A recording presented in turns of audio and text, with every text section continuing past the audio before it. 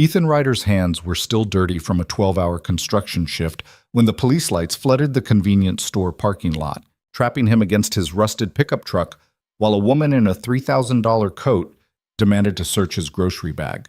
What she found wasn't stolen goods, it was a cheap smoked sausage. But what happened next changed everything.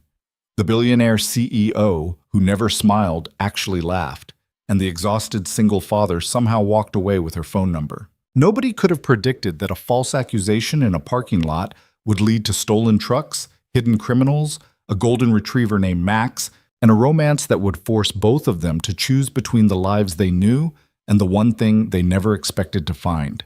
If you want to see how far love can go when everything seems impossible, stay with me until the end. Hit that like button and drop a comment with your city so I can see how far this story travels. The rain came down hard that Thursday night, drumming against the cracked windshield of Ethan Ryder's pickup truck as he pulled into the convenience store parking lot. His hands ached from swinging a hammer all day. His shoulders felt like someone had poured concrete into the joints, and his back reminded him with every movement that 32 wasn't as young as it used to be. The digital clock on the dashboard blinked 9:47 p.m. in angry red numbers. He killed the engine and sat there for a moment, listening to the rain. The truck's heater had stopped working 2 weeks ago, and he hadn't had time to fix it. Hadn't had the money either, if he was being honest with himself. Everything that came in went right back out. Rent, groceries, his daughter's school supplies, the electric bill that kept climbing no matter how many lights he turned off. "Just get the milk and get home," he muttered to himself. The store's fluorescent lights looked harsh and unwelcoming through the rain-streaked windows. Ethan grabbed his wallet, thin enough that he could feel the individual bills through the leather, and pushed the truck door open. Cold rain immediately soaked through his work jacket. Inside, the store smelled like old coffee and cleaning solution. The clerk behind the counter barely glanced up from her phone. Ethan headed straight for the refrigerated section in the back, his boots leaving wet prints on the linoleum floor. Milk, bread, and maybe something for dinner tomorrow if he could swing it. He was reaching for a gallon of 2% when his phone buzzed. A text from Mrs. Chen, his neighbor who watched his daughter after school. "Lily fell asleep on my couch again. No rush picking her up." Ethan smiled despite his exhaustion. Lily was 7 years old and had more energy than should be legally allowed for one small human being. If she'd crashed this early, Mrs. Chen must have actually worn her out with whatever craft project they'd done today. He texted back a quick thank you and grabbed the milk. In the frozen section, he found a package of smoked sausages on sale, the cheap kind that Lily loved, even though they probably contained ingredients he didn't want to think about too hard. He tossed them in his basket. The total came to $18.73. He had a 20 in his wallet and maybe another 15 in his checking account until Friday's paycheck cleared. The clerk rang him up without a word, and Ethan was heading back toward the door when the parking lot outside exploded with red and blue flashing lights. What the hell? Through the rain-streaked windows, he could see a Portland police cruiser blocking the entrance to the lot. Behind it sat a black SUV, one of those luxury models that cost more than he'd make in 5 years. The SUV's doors opened and someone stepped out. Ethan pushed through the store's door, grocery bag in hand, planning to ask the cops to move so he could leave. The rain hit him immediately, soaking through his jacket in seconds. "Sir, stay where you are, please." The voice came from his left. A uniformed officer stood near the entrance, one hand on his belt in that casual but ready stance they all seemed to have. Ethan stopped. "I'm just trying to get home," he said, raising his voice over the rain. "My truck's right there." "We're aware. Just need you to hold tight for a minute." The passenger door of the black SUV opened and a woman stepped out. Even through the rain, Ethan could tell she wasn't a cop. She wore a long charcoal coat that probably cost more than his truck, and her dark hair was pulled back in a way that looked both severe and elegant at the same time. She moved with the kind of confidence that came from knowing she was the most important person in any room she walked into. Behind her, a golden retriever jumped down from the SUV. The dog wore some kind of vest. Not a service dog vest, but something professional looking. The woman walked straight toward Ethan, and as she got closer, he recognized her. Everyone in Portland knew that face. Vivian Hale, the tech CEO who'd built a billion-dollar company before she turned 30. She was on magazine covers, business news shows, and billboards all over the city. and she was currently walking toward him in a convenience store parking lot at 10 p.m. on a Thursday night. Ethan Ryder? Her voice was cool and professional, the kind of voice used to giving orders that people followed. Yeah? Ethan shifted the grocery bag to his other hand. Look, I don't know what this is about, but I need to get home to my daughter. This won't take long. Vivian stopped a few feet away, close enough that he could see her eyes were a startling shade of green. The rain beaded on her expensive coat and rolled off without soaking in. There's been a series of thefts in this area over the past 3 weeks. Properties I own have been targeted. Okay. Ethan glanced at the police officer, then back at Vivian. What's that got to do with me? Max, check. E. The golden retriever moved forward immediately, nose working. The dog circled Ethan once, then sat down directly in front of his grocery bag and looked up at Vivian. He's alerting, Vivian said. Her expression didn't change, but something shifted in her posture. I'm going to need to see what's in that bag. Are you serious right now? Ethan held up the plastic bag. It's milk and sausages from inside that store right there. I bought them 30 seconds ago. Then you won't mind showing me. The police officer had moved closer. Ethan felt anger rising in his chest, the hot, tired kind that came from working all day just to barely scrape by and then getting hassled for buying groceries. But he also knew how this could go if he pushed back too hard. Single dad, dirty work clothes, old truck, arguing with a billionaire in front of cops. He set the bag down and stepped back. Knock yourself out. Vivian crouched down, somehow making even that movement look graceful, and reached into the bag. She pulled out the milk first, examined it briefly, then set it aside. The bread came next, then the package of smoked sausages. Max's tail started wagging. Vivian looked at the sausages, then at the dog, then at Ethan. For a long moment, nobody said anything. The rain kept falling. The police lights kept flashing. Then Vivian Hale did something Ethan would have bet money was impossible. She laughed. It wasn't a polite chuckle or a fake corporate laugh. It was real, surprised and genuine and completely unexpected. She stood up, still holding the package of cheap sausages, and the laugh turned into something that was almost a giggle. You've got to be kidding me, she said. Max, you absolute... She stopped herself, looking down at the dog, who was staring at the sausages like they were the most important thing in the universe. You're trained to detect contraband, not dinner. The police officer stepped closer. Ma'am? It's fine, Officer Brooks. False alert. Vivian looked at Ethan, and he saw something new in her expression. Embarrassment, maybe, or at least the recognition that she'd just made a mistake. I apologize for the inconvenience, Mr. Ryder. My security team has been working around the clock on these thefts, and I wanted to personally oversee the investigation tonight. Max is trained to detect certain chemical signatures associated with stolen electronics and materials, but apparently he's also very interested in processed meat products. So I'm free to go. It wasn't a question. Yes. She handed him back the sausages. Again, my apologies. The thefts have targeted 3 of my properties in this neighborhood, and we've been following up on every possible lead. Ethan took the sausages and put them back in the bag with the milk and bread. His anger had faded into something more complicated. He was still irritated at being stopped and searched, but there was something almost funny about a billion-dollar CEO getting called out by her own dog over cheap convenience store food. Must be hard, he said. Personally investigating sausage theft. Vivian's eyebrow went up slightly. Excuse me? I mean, you could have just sent your people to do this, right? But here you are, standing in the rain at 10 p.m. because somebody's stealing from you. He picked up his grocery bag. That level of dedication is either impressive or kind of sad. Haven't decided which yet. The police officer looked like he wanted to intervene, but Vivian held up one hand slightly. She was studying Ethan now with an expression he couldn't quite read. You're very direct, Mr. Ryder. I'm tired, Ms. Hale. I've been working since 6 a.m. I'm soaking wet, and I need to pick up my daughter. Direct is all I've got energy for right now. Fair enough. She reached into her coat pocket and pulled out a business card. Take this anyway. If you see anything suspicious in the neighborhood, vehicles that don't belong, people hanging around properties that are under construction, I'd appreciate a call. Ethan took the card. Heavy stock, probably expensive. Vivian Hale's name embossed in silver. A phone number, an email address, the logo for Hale Technologies. You give your personal number to everyone you falsely accuse? Only the ones brave enough to criticize me to my face. She smiled, a small thing, but genuine. Have a good night, Mr. Ryder. Curious. Bitgates. She turned and walked back toward the black SUV, Max trotting at her side. The police officer gave Ethan a long look that said, "You're lucky," then followed her.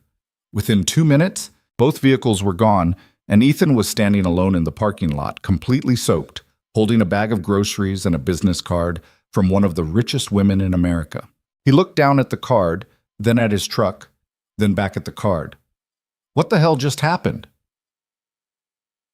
Lily was sprawled across Mrs. Chen's couch when Ethan arrived, one arm hanging off the edge, her mouth slightly open. Mrs. Chen, a retired school teacher who'd lived next door for 30 years, met him at the door. "She helped me make dumplings," the older woman said softly, gesturing to the kitchen where flowers still dusted the counter. "Then we read 3 chapters of that dragon book she likes, and she was out like a light." "I really appreciate this, Mrs. Chen." Ethan meant it. The after-school care cost him $200 a month, which was highway robbery, but Mrs. Chen charged him $50 and fed Lily dinner half the time. "She's a good kid, misses her mama sometimes, though. She asked about her today." Ethan's chest tightened. "What'd you tell her?" "Yeah. Same thing you tell her, that her mama loved her very much, but sometimes life gets complicated for grown-ups." Mrs. Chen patted his arm. "You're doing fine, Ethan. Don't let anyone tell you different." He carried Lily to the truck, wrapped in her purple jacket, and buckled her into the booster seat. She didn't wake up even when he hit a pothole that nearly rattled his teeth out. At home, a 2-bedroom apartment in a complex that had seen better days, he carried her inside and tucked her into bed. In the kitchen, he put away the groceries and made himself a sandwich that was mostly mustard and bread. Vivian Hale's business card sat on the counter where he'd tossed it. He picked it up again, studying the embossed lettering. She'd been different than he expected. Not warmer exactly, but more real. The way she'd laughed when she realized her dog had alerted to sausages, that had been genuine. And the way she'd looked at him when he called her out on personally investigating the thefts. Like nobody ever pushed back at her, and she didn't quite know what to make of it. Ethan pulled out his phone. It was after 11 now, way too late to text someone you'd just met. Especially someone like Vivian Hale. He sent the text anyway. "This is the sausage thief. Thanks for not arresting me. If Max needs a character witness, I'm available." He set the phone down and finished his sandwich. 5 minutes later, it buzzed. "Unknown number. Mr. Ryder. I wasn't expecting to hear from you." Ethan. "Figured I'd reach out before you sicked your security team on me again." "Unknown number. Max is not my security team. He's a highly trained detection dog." Ethan. "Who really likes smoked sausages?" Unknown number. "Apparently." There was a pause. Then another text came through. Unknown number. "For what it's worth, I genuinely am sorry about tonight. The thefts have been frustrating, and I'm not accustomed to being wrong." Ethan stared at that last line. Something about the way she'd phrased it, honest and almost vulnerable. Ethan. "Everyone's wrong sometimes. The trick is admitting it." Unknown number. "Is that construction worker wisdom?" Ethan. "That's single dad wisdom. Big difference." He saved her number in his phone under Vivian Sausage Cop and went to take a shower. The hot water felt good on his sore muscles. He stayed under the spray until the tank started running cold, then dried off and fell into bed. His phone buzzed one more time. Vivian. "Are you always this direct with people you've just met?" Ethan smiled in the dark. Ethan. "Only the ones who accuse me of crimes I didn't commit." Vivian. "Fair. Good night, Mr. Ryder." Ethan. "Night." He set the phone on his nightstand and closed his eyes. Tomorrow he had another full day of work, drywall installation on a new commercial building downtown. His alarm would go off at 5:30. He needed sleep. But he lay there for a while, thinking about green eyes and genuine laughter, and the strange feeling that something had just shifted in his life, even if he couldn't quite name what it was. The next day moved in the usual rhythm. Wake up, make breakfast, get Lily ready for school, drop her at Mrs. Chen's, drive to the job site. The crew was already there when he arrived. 6 guys he'd worked with for the past 2 years, all of them good at their jobs and bad at showing up on time. "Ryder, you're late!" Marcus, the foreman, was grinning when he said it. Marcus was 45 and built like he'd been carved from the same lumber they were using on the building. 15 whole minutes. I'm docking your pay. Do it, and I'll tell your wife about that lunch you had with the redhead from accounting. That was a work lunch. At a steakhouse? For 3 hours? Marcus threw a nail gun at him. Ethan caught it easily. Get to work before I fire your smart-ass mouth. The morning passed in the familiar pattern of measure, cut, install, repeat. Drywall was boring work, but it was steady, and Ethan had gotten good at it over the years. By lunch, they'd finished the 3rd floor and were ready to start on the 4th. He ate his sandwich, left over from last night, sitting on a stack of lumber, his phone in his hand. No new messages. He wasn't sure what he'd been expecting. Vivian Hale was a billionaire CEO. She probably had hundreds of texts to deal with every day. Their conversation last night had been a novelty, nothing more. "Who you texting?" Derek, one of the younger guys on the crew, dropped down beside him. "You got a girlfriend now?" "Mind your business." "Ooh, he does. What's her name?" "I'm going to throw you off this building." Derek laughed and stole half of Ethan's sandwich. They worked together for the rest of the day, finishing the 4th floor by 6 p.m. Ethan's phone stayed quiet. He told himself it didn't matter, that he'd been stupid to think anything would come from a random encounter in a parking lot. Then at 7:15, just as he was picking Lily up from Mrs. Chen's, his phone buzzed. "Vivian. Question, do you like Thai food?" Ethan stared at the message. Lily was chattering about something that had happened at school, something involving a substitute teacher and a hamster, but he'd stopped listening. Ethan. "Yeah, why?" Vivian. "There's a restaurant near Washington Park. Quiet. Good food. I was thinking of going tomorrow night. If you're interested." His heart did something complicated in his chest. Ethan. "Are you asking me on a date?" Vivian. "I'm asking if you'd like to have dinner. You can interpret that however you want." Ethan. "I've got my daughter." Vivian. "Bring her. Max will be there. Dogs and kids get along, from what I understand." He looked at Lily, who had moved on from the hamster story and was now singing something that sounded vaguely like the alphabet, but wasn't quite right. Ethan. "What time?" Vivian. 7. I'll text you the address. Ethan. "See you then." He put his phone away and focused back on Lily, who had finished her song and was now asking if they could get pizza for dinner. "Not tonight, kiddo, but tomorrow we're going to a fancy restaurant." "Like with cloth napkins?" "Probably." "Do I have to wear a dress?" "You can wear whatever you want." She thought about this very seriously. "I want to wear my dinosaur shirt." Perfect. That night, after Lily was asleep, Ethan pulled out his one good shirt, a dark blue button-down he'd bought for his cousin's wedding 3 years ago, and tried it on. It still fit, though it was a little tight in the shoulders from all the construction work. He'd need to iron it. Maybe get a haircut, definitely shave. He caught himself in the mirror and stopped. What was he doing? Vivian Hale wasn't interested in him. Not really. This was probably some kind of guilt thing. She'd falsely accused him, and now she felt bad. Or maybe she was bored.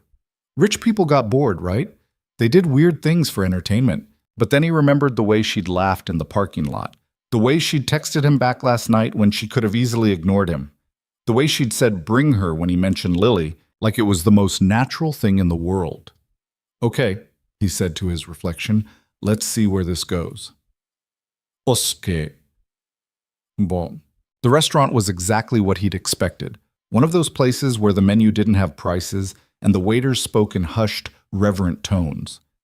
Ethan pulled up in his truck, acutely aware of how out of place the vehicle looked among the sleek sedans and luxury SUVs in the parking lot.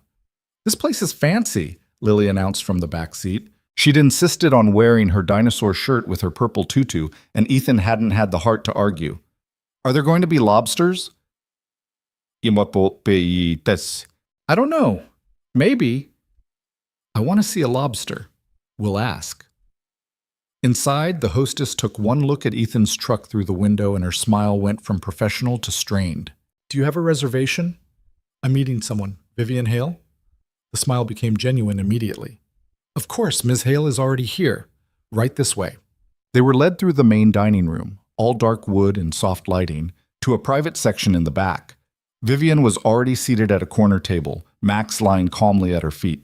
She was wearing a dark green dress that probably cost more than Ethan's monthly rent, and her hair was down around her shoulders. She stood when she saw them. Mr. Ryder, and this must be Lily. Lily, normally shy around strangers, was staring at Max. That's a really big dog. His name is Max. He's very friendly. Would you like to pet him? Lily looked at Ethan for permission. He nodded, and she approached slowly.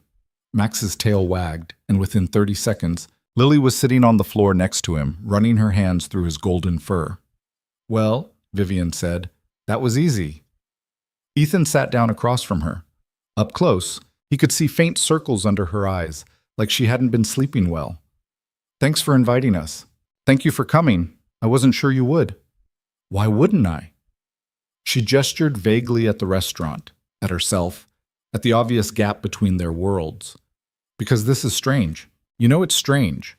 I accused you of theft, and now I'm buying you dinner. Normal people don't do this. Are you normal? Not remotely. Then I guess it makes sense. He picked up the menu. No prices, just like he'd thought. What's good here? Everything. I own the building. Of course you do. They ordered. Ethan got something with chicken and vegetables that sounded safe. Vivian got curry, and Lily got plain noodles with butter because she was 7 and had strong opinions about food. While they waited, Lily kept playing with Max, and Ethan found himself actually relaxing. So, Vivian said, tell me about yourself. Construction work, single father, what else? That's pretty much it. Wake up, work, take care of Lily, sleep, repeat. That sounds exhausting. Pause. It is, but it's worth it. He glanced at Lily, who was now trying to teach Max to shake hands. She's the best thing that ever happened to me. Her mother? Not in the picture. She left when Lily was 2. Decided motherhood wasn't for her. Bamtamesi zishatsasi. He said it matter-of-factly, without emotion. He'd made peace with it a long time ago. Vivian's expression softened. That must have been difficult. It was, but we figured it out. He leaned back in his chair. What about you? What's it like running a billion-dollar company? Exhausting. She echoed his earlier word. Everyone wants something from me. Investors want returns. Employees want stability. The board wants growth. The media wants sound bites. I spend most of my time in meetings, listening to people tell me what I should do with my own company. So why do it? Because I built it. Because it's mine.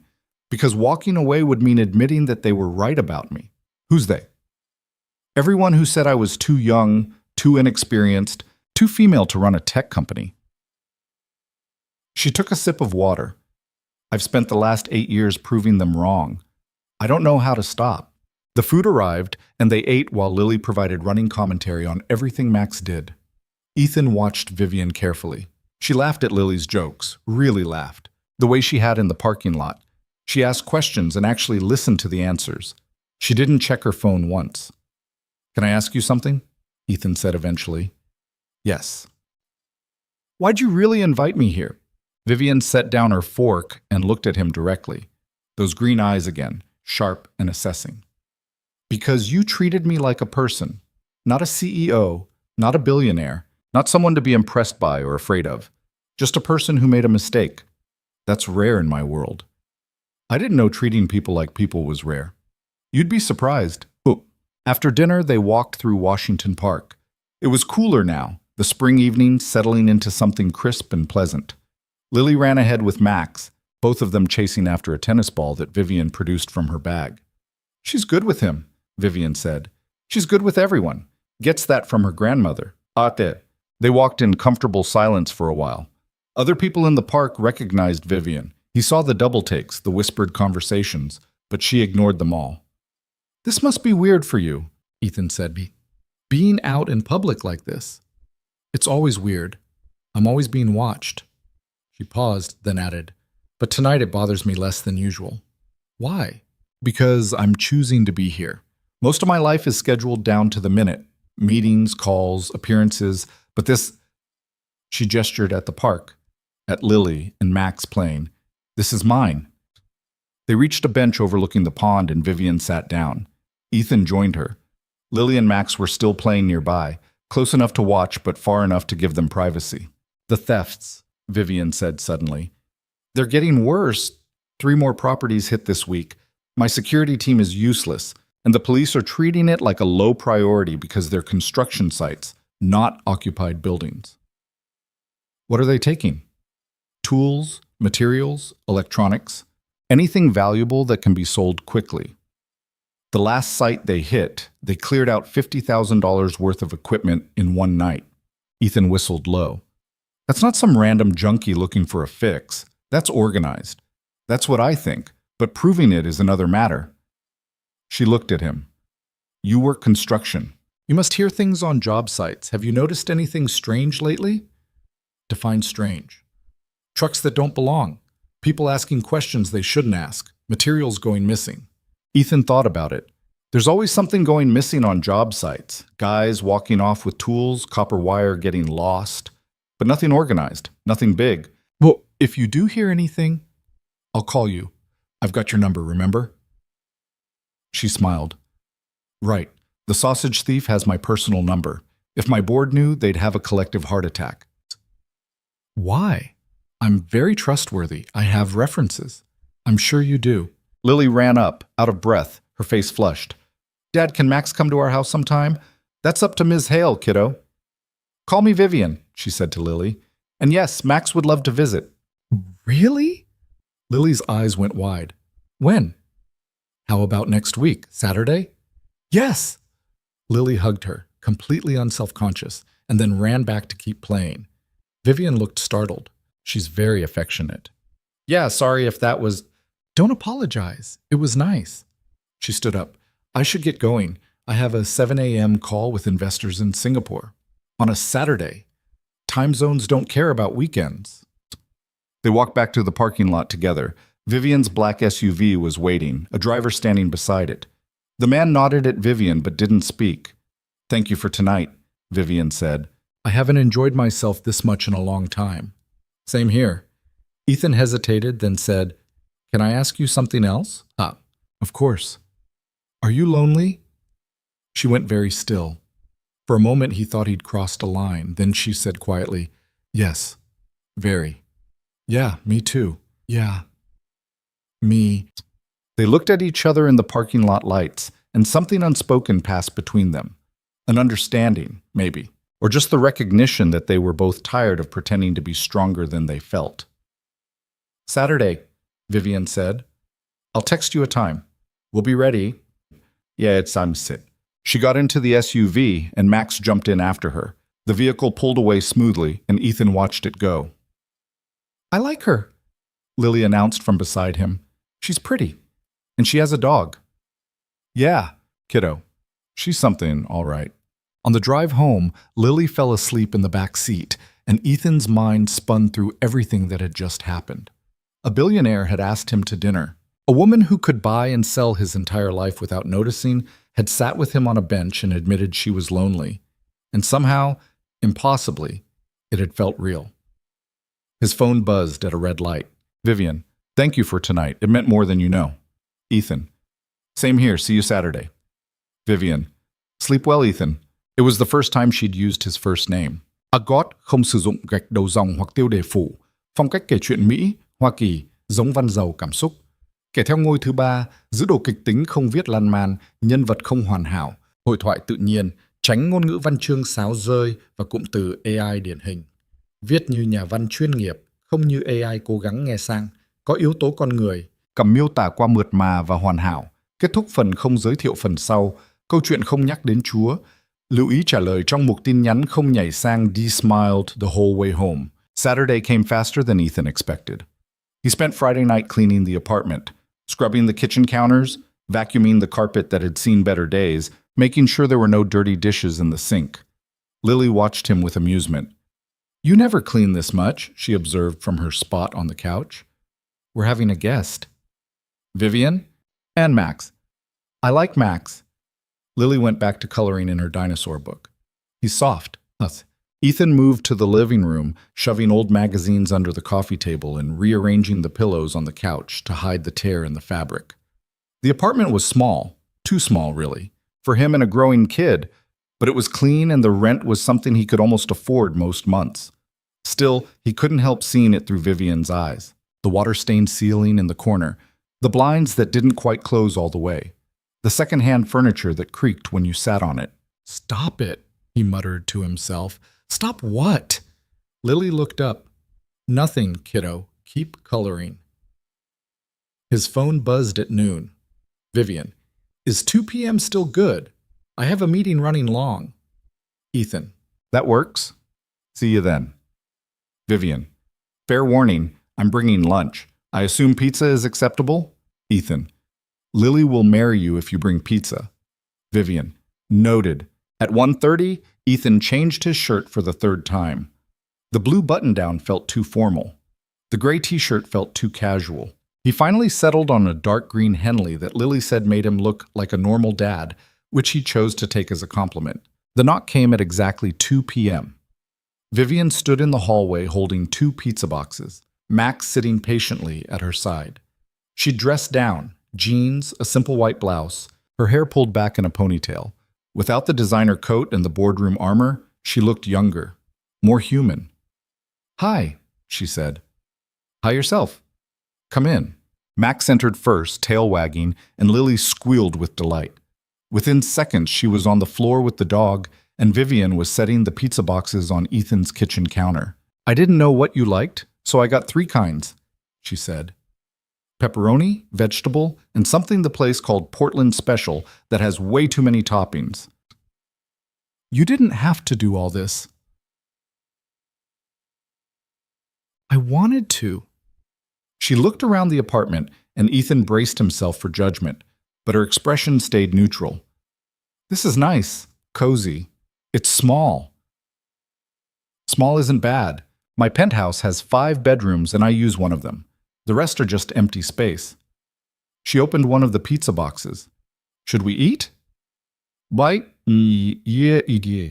They ate at the kitchen table, the 4 of them crammed around a surface meant for 2, and Lily dominated the conversation with stories about school, her best friend Emma, and a complicated drama involving who got to feed the class hamster.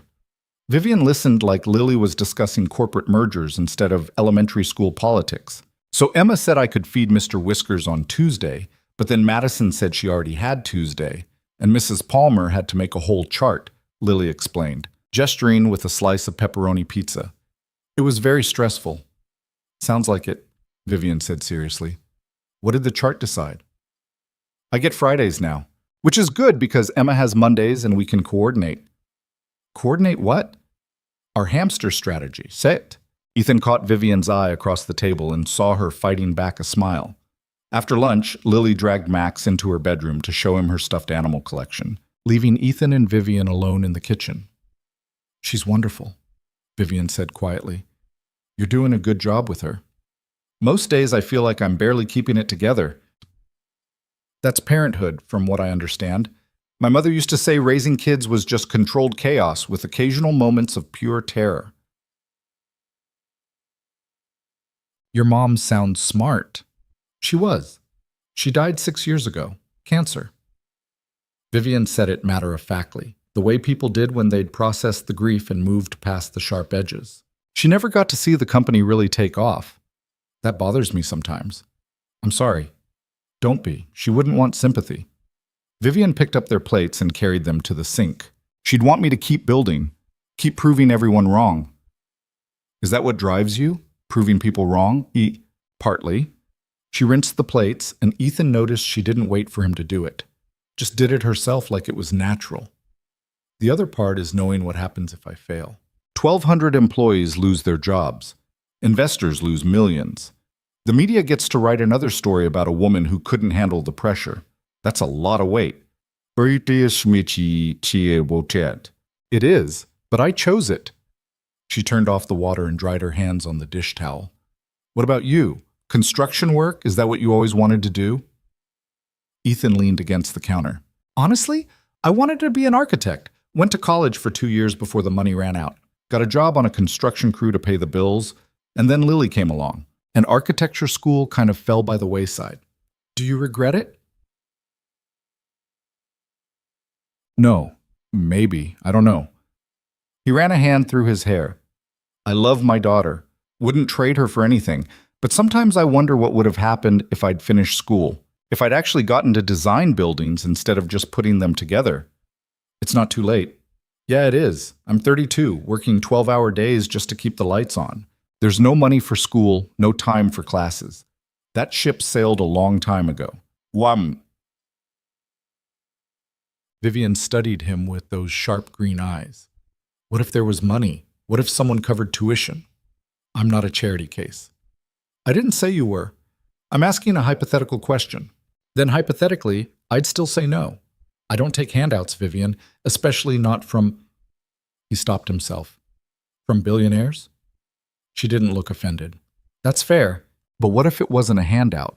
What if it was an investment? In what? In someone with talent who hasn't had a fair shot. She moved closer. I've built a company from nothing, Ethan. You know what the most valuable thing is? Potential. Raw talent that just needs the right opportunity. I see that in you. You barely know me. I know you're smart. I know you're dedicated. I know you raised an incredible kid on your own while working a job that breaks your body down. That tells me everything I need to know about your character. Ethan's chest felt tight. Nobody had talked to him like this in years. Like he was more than just a guy swinging a hammer. Like he had actual potential beyond his next paycheck.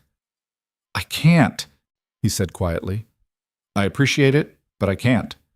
Why not? Because I don't know what you want from me. The words hung in the air between them. Vivian's expression didn't change, but something shifted in her eyes. I want to have dinner with someone who doesn't treat me like an ATM or a business opportunity, she said. I want to watch my dog play with a kid who thinks hamster feeding schedules are serious business.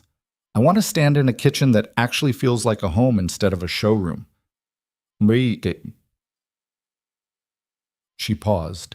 And maybe, if I'm being completely honest, I want to see if there's something real here, between us. Ethan's heart was doing complicated things in his chest. You could have anyone. Someone who fits your world. I don't want someone who fits my world. Everyone in my world is fake, polished, performing all the time. She took another step closer. You're real, Ethan. That's rarer than you think. Before he could respond, Lily's voice called from the bedroom. Dad, Max wants to see your room too. Vivian smiled. Permission to continue the tour? Yeah, sure. They spent the rest of the afternoon just existing together. Lily showed Vivian every corner of the apartment, the closet where she kept her art supplies, the bathroom where the shower sometimes ran cold, the kitchen window that looked out over the parking lot. Vivian asked questions and listened to the answers like they mattered. Around 4 p.m., Vivian's phone rang. She glanced at the screen and her expression tightened. I need to take this. Excuse me. She stepped out into the hallway, and through the thin apartment door, Ethan could hear her voice shift into something harder, more commanding. The billionaire CEO voice, all business. I don't care what the board thinks, Richard. The acquisition goes through or I pull my support entirely. No, we're not renegotiating. They had their chance. Because I said so, and last time I checked, my name is on the building. She came back in 2 minutes later, her expression carefully neutral, but Ethan could see the tension in her shoulders. Everything okay? He asked. Just work? Always work. She checked her watch. I should go. I have another call in an hour. On a Saturday? Time zones, she said again, but this time it sounded more like an excuse. They walked her to the door. Lily hugged Max goodbye, and then, to Ethan's surprise, hugged Vivian too. Can you come back next week? Lily asked. Vivian looked at Ethan, a question in her eyes. He nodded. I'd like that, Vivian told Lily. At the door, Vivian paused. Thank you for today. I mean that. Same here. She hesitated, like she wanted to say something else, but her phone rang again. She silenced it without looking. I'll text you. Okay. After she left, Lily turned to Ethan with a serious expression. Are you going to marry her? What? No, we're just friends. Hey, Emma's mom says adults who are just friends usually end up dating. Emma's mom should mind her own business. That's what you said about Mrs. Chen. That's different. How? It just is. Now go wash your hands before you get pizza grease all over your dinosaur book. That night after Lily was asleep, Ethan's phone buzzed. Vivian, your daughter asked me 16 questions about Max's training routine. She's going to be a very thorough investigator someday. Ethan, she's going to be a very thorough something. Sorry if it was too much. Vivian, it wasn't. It was perfect. There was a pause, then another message. Vivian, can I ask you something? Ethan, shoot. Vivian, when you look at me, what do you see? Ethan stared at the question for a long time. It felt like a test, but he didn't know what the right answer was supposed to be. Ethan, I see someone who's really good at pretending she has everything figured out, and someone who's tired of pretending. The response took almost 5 minutes to come back. Vivian, that's the most honest thing anyone said to me in years. Ethan, is that good or bad? Vivian, good, definitely good. Sunday morning, Ethan took Lily to the park like they did every week. She played on the swings while he sat on a bench and tried not to think about Vivian Hale. He failed completely. His phone rang just before noon. Unknown number. Hello? Mr. Ryder? A man's voice, professional and clipped. This is James Chen from Hale Technologies Security Division, Ms. Hale asked me to reach out to you. Ethan's stomach dropped. Is something wrong? We're following up on the theft investigation. There's been a development, and Miss Hale thought you might be able to help. Would you be available to meet this afternoon? There's some problem. What kind of development? I'd prefer to discuss it in person. Are you available at 2 p.m.? Ethan looked at Lily, who was now hanging upside down from the monkey bars. I've got my daughter with me. That's fine. We can meet at the Hale Technologies office building downtown. I'll have passes waiting at the front desk. The call ended before Ethan could ask more questions. He texted Vivian immediately. Ethan, your security guy just called me. What's going on? No response. He tried calling her directly, but it went to voicemail. At 1:30, he loaded Lily into the truck and drove downtown. The Hale Technologies building was impossible to miss. 40 stories of glass and steel, Vivian's name in silver letters across the front. The parking garage alone was nicer than most buildings Ethan had worked on. Inside, the lobby looked like something from a science fiction movie. Polished floors, digital displays showing stock prices and news feeds, security guards in suits that probably cost more than Ethan's truck. A receptionist directed them to the elevators. 38th floor. Mr. Chen is expecting you. The elevator moved so smoothly, Ethan barely felt it. Lily pressed her face against the glass wall, watching Portland shrink below them. This is so high, she breathed. Yeah, kiddo, it really is. The 38th floor was all sleek minimalism. White walls, modern furniture, everything looking like it had been designed rather than just purchased. James Chen met them as soon as they stepped off the elevator. Mid-40s, Chinese-American, with the kind of controlled posture that screamed former military. Mr. Ryder, thank you for coming. He shook Ethan's hand firmly. And you must be Lily. Hi, Lily said shyly. There's a lounge down the hall with games and snacks. Would you like to wait there while your dad and I talk? Lily looked at Ethan for permission. He nodded. Lily looked at Ethan and a young woman appeared to escort her away. Chen led Ethan to a conference room with floor-to-ceiling windows overlooking the city. A laptop sat open on the table, showing what looked like security footage. I'll get straight to it, Chen said. We've identified a pattern in the thefts. Same crew, same methodology, hitting properties in a specific geographic cluster. All properties owned or being developed by Hale Technologies. Okay, what's that got to do with me? Chen clicked a button on the laptop. The security footage started playing.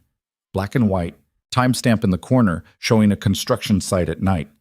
A truck pulled into frame and Ethan's stomach turned to ice. It was his truck. His beat-up Ford with the dent in the passenger door, and the missing taillight.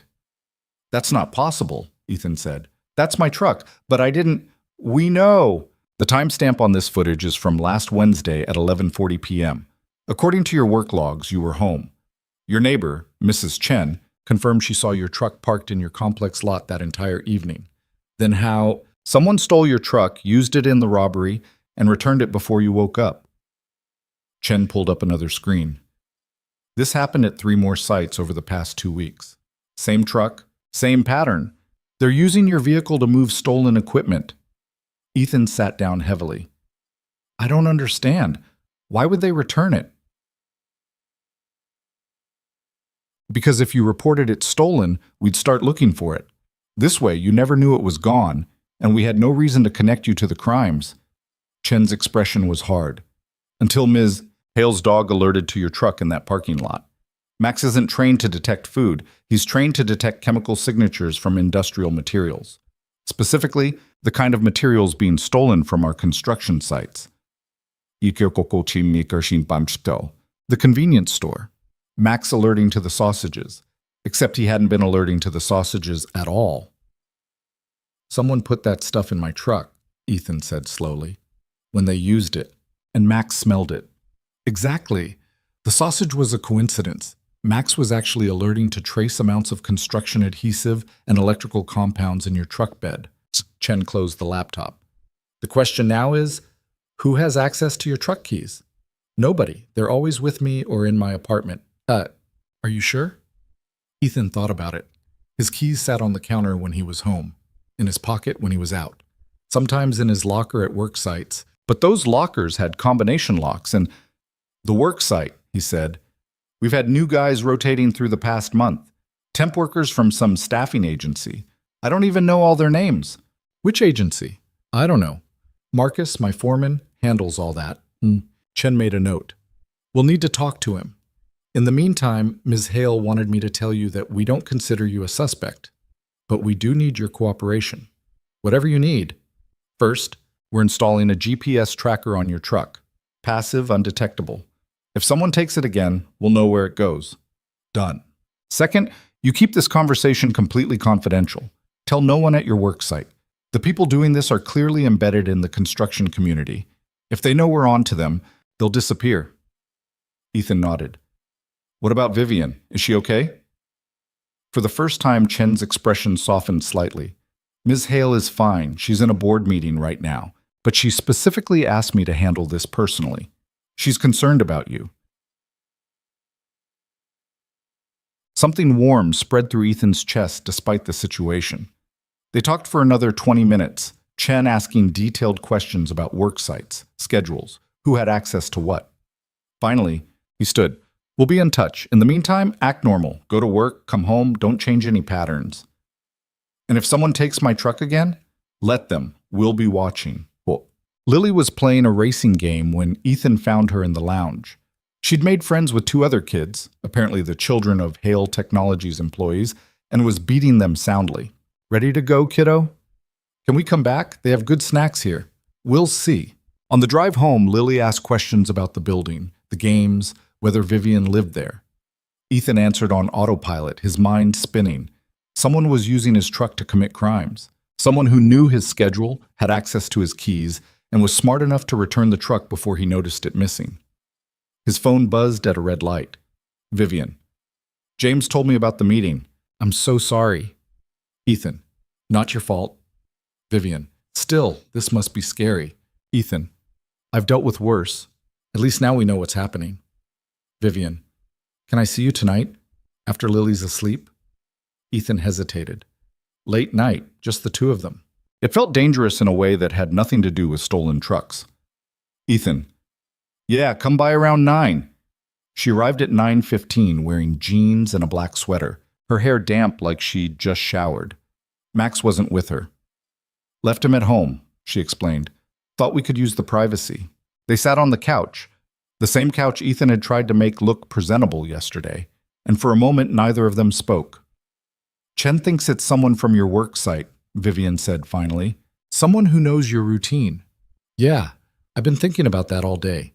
Going through everyone in my head trying to figure out who it could be. And?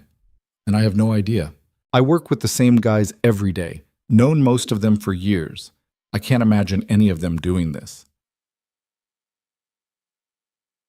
What about the temp workers Chen mentioned?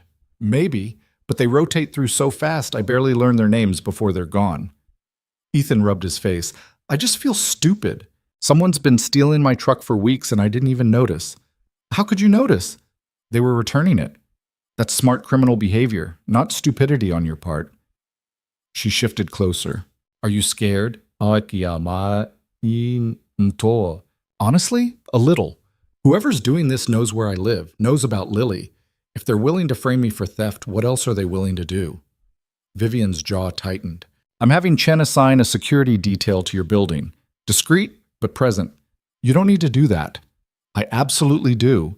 This is happening because they're targeting my properties. That makes it my responsibility. Her voice had gone hard. Nobody threatens you or your daughter. I don't care who they are, so the protectiveness in her voice made something crack open in Ethan's chest. He reached out and took her hand without thinking about it. She looked down at their joined hands, then back up at his face. Ethan, I need to tell you something, he said, and I need you to be honest with me. Okay, what are we doing here? Because from where I'm sitting, this feels like more than just two people grabbing dinner. But I'm not stupid. I know how this looks from the outside. Rich CEO, struggling single dad. It's a bad movie plot. It's not a plot to me. Then what is it? Vivian was quiet for a long moment. When she spoke, her voice was softer than he'd ever heard it. I don't know. I'm 30 years old, I run a company worth $2 billion, and I have absolutely no idea what I'm doing when it comes to this. She gestured between them. Every relationship I've ever had has been transactional. Business arrangements dressed up as romance. People who wanted access or money or connections. I can spot manipulation from a mile away. It's a survival skill in my world. But you, she stopped, choosing her words carefully. You don't want anything from me. You argued when I offered to help with school. You got uncomfortable when I bought pizza. You treat me like I'm just another person, and I don't know what to do with that. So what do you want to do with it? I want to keep seeing where it goes, even if it's messy, even if it doesn't make sense. She squeezed his hand. Is that okay? Yeah, Ethan said. That's okay. She leaned in and kissed him. It was soft and tentative, and Ethan's brain went completely offline for a few seconds. When she pulled back, her cheeks were flushed. I should go, she said, before I do something else impulsive. Probably smart, At the door, she turned back. The security detail starts tomorrow. You won't see them, but they'll be there. And if anything feels wrong, anything at all, you call me immediately. Not Chen, not the police. Me. Okay? After she left, Ethan touched his lips and wondered what the hell he was getting himself into. His phone buzzed almost immediately. Vivian. That was my first kiss in 2 years. Ethan. How'd I do? Vivian. I'll need more data to make a proper assessment. Ethan. I'm available for further testing. Vivian. Noted. Monday morning arrived too quickly. Ethan dropped Lily at school and drove to the worksite, hyper-aware of every person he saw. Marcus was already there, yelling at someone about a lumber delivery. Ryder, where the hell have you been? It's 7 a.m. I'm on time. Yeah, well, on time is late in my world. We've got inspectors coming at noon and half this floor isn't ready. Marcus tossed him a nail gun. Get to work. I'll do it. The day passed in the usual rhythm of noise and dust and repetitive motion, but Ethan watched everyone more carefully now. Derek, the kid who'd stolen his sandwich last week. Carlos, who'd been with the crew for 3 years. Mike, the new guy who barely talked to anyone. Were any of them capable of stealing his truck, of framing him? At lunch, he sat alone and called Chen. Any updates? We're running background checks on everyone at your site. Should have preliminary results by tomorrow. Chen paused. How are you holding up? I'm fine, just want this over with. Understandable. Stay alert, but don't do anything that might tip them off. That night, Vivian texted him at 8. Vivian, dinner tomorrow? Real restaurant this time, not my attempt at casual. Ethan, can't. Lily has a school thing, parent-teacher conferences. Vivian, Wednesday then? Ethan. Wednesday works. Vivian. It's a date. Ethan. Literally or figuratively? Vivian. Both. Tuesday brought rain and a tension headache that wouldn't quit. The background checks came back clean. Everyone at the site had normal employment histories, no criminal records worth noting. Chen called at 3 p.m. We're expanding the investigation. Looking at the staffing agency, cross-referencing schedules with theft dates. How long is this going to take? As long as it takes. I know that's not what you want to hear, but we need to be thorough. Wednesday night, Ethan met Vivian at a steakhouse near the waterfront.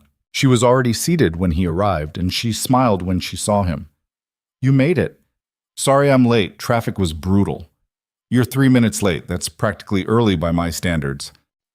She poured him water from the carafe on the table. How was your day? Long. Yours? It seemed. Also long. Spent 4 hours in a meeting about quarterly projections, then another 2 hours explaining to our marketing team why we can't just use AI to solve every problem. She smiled tiredly. Being a tech CEO apparently means everyone thinks you have magic solutions to everything. They ordered steak for both of them, wine for her, beer for him, and fell into an easy conversation about nothing important.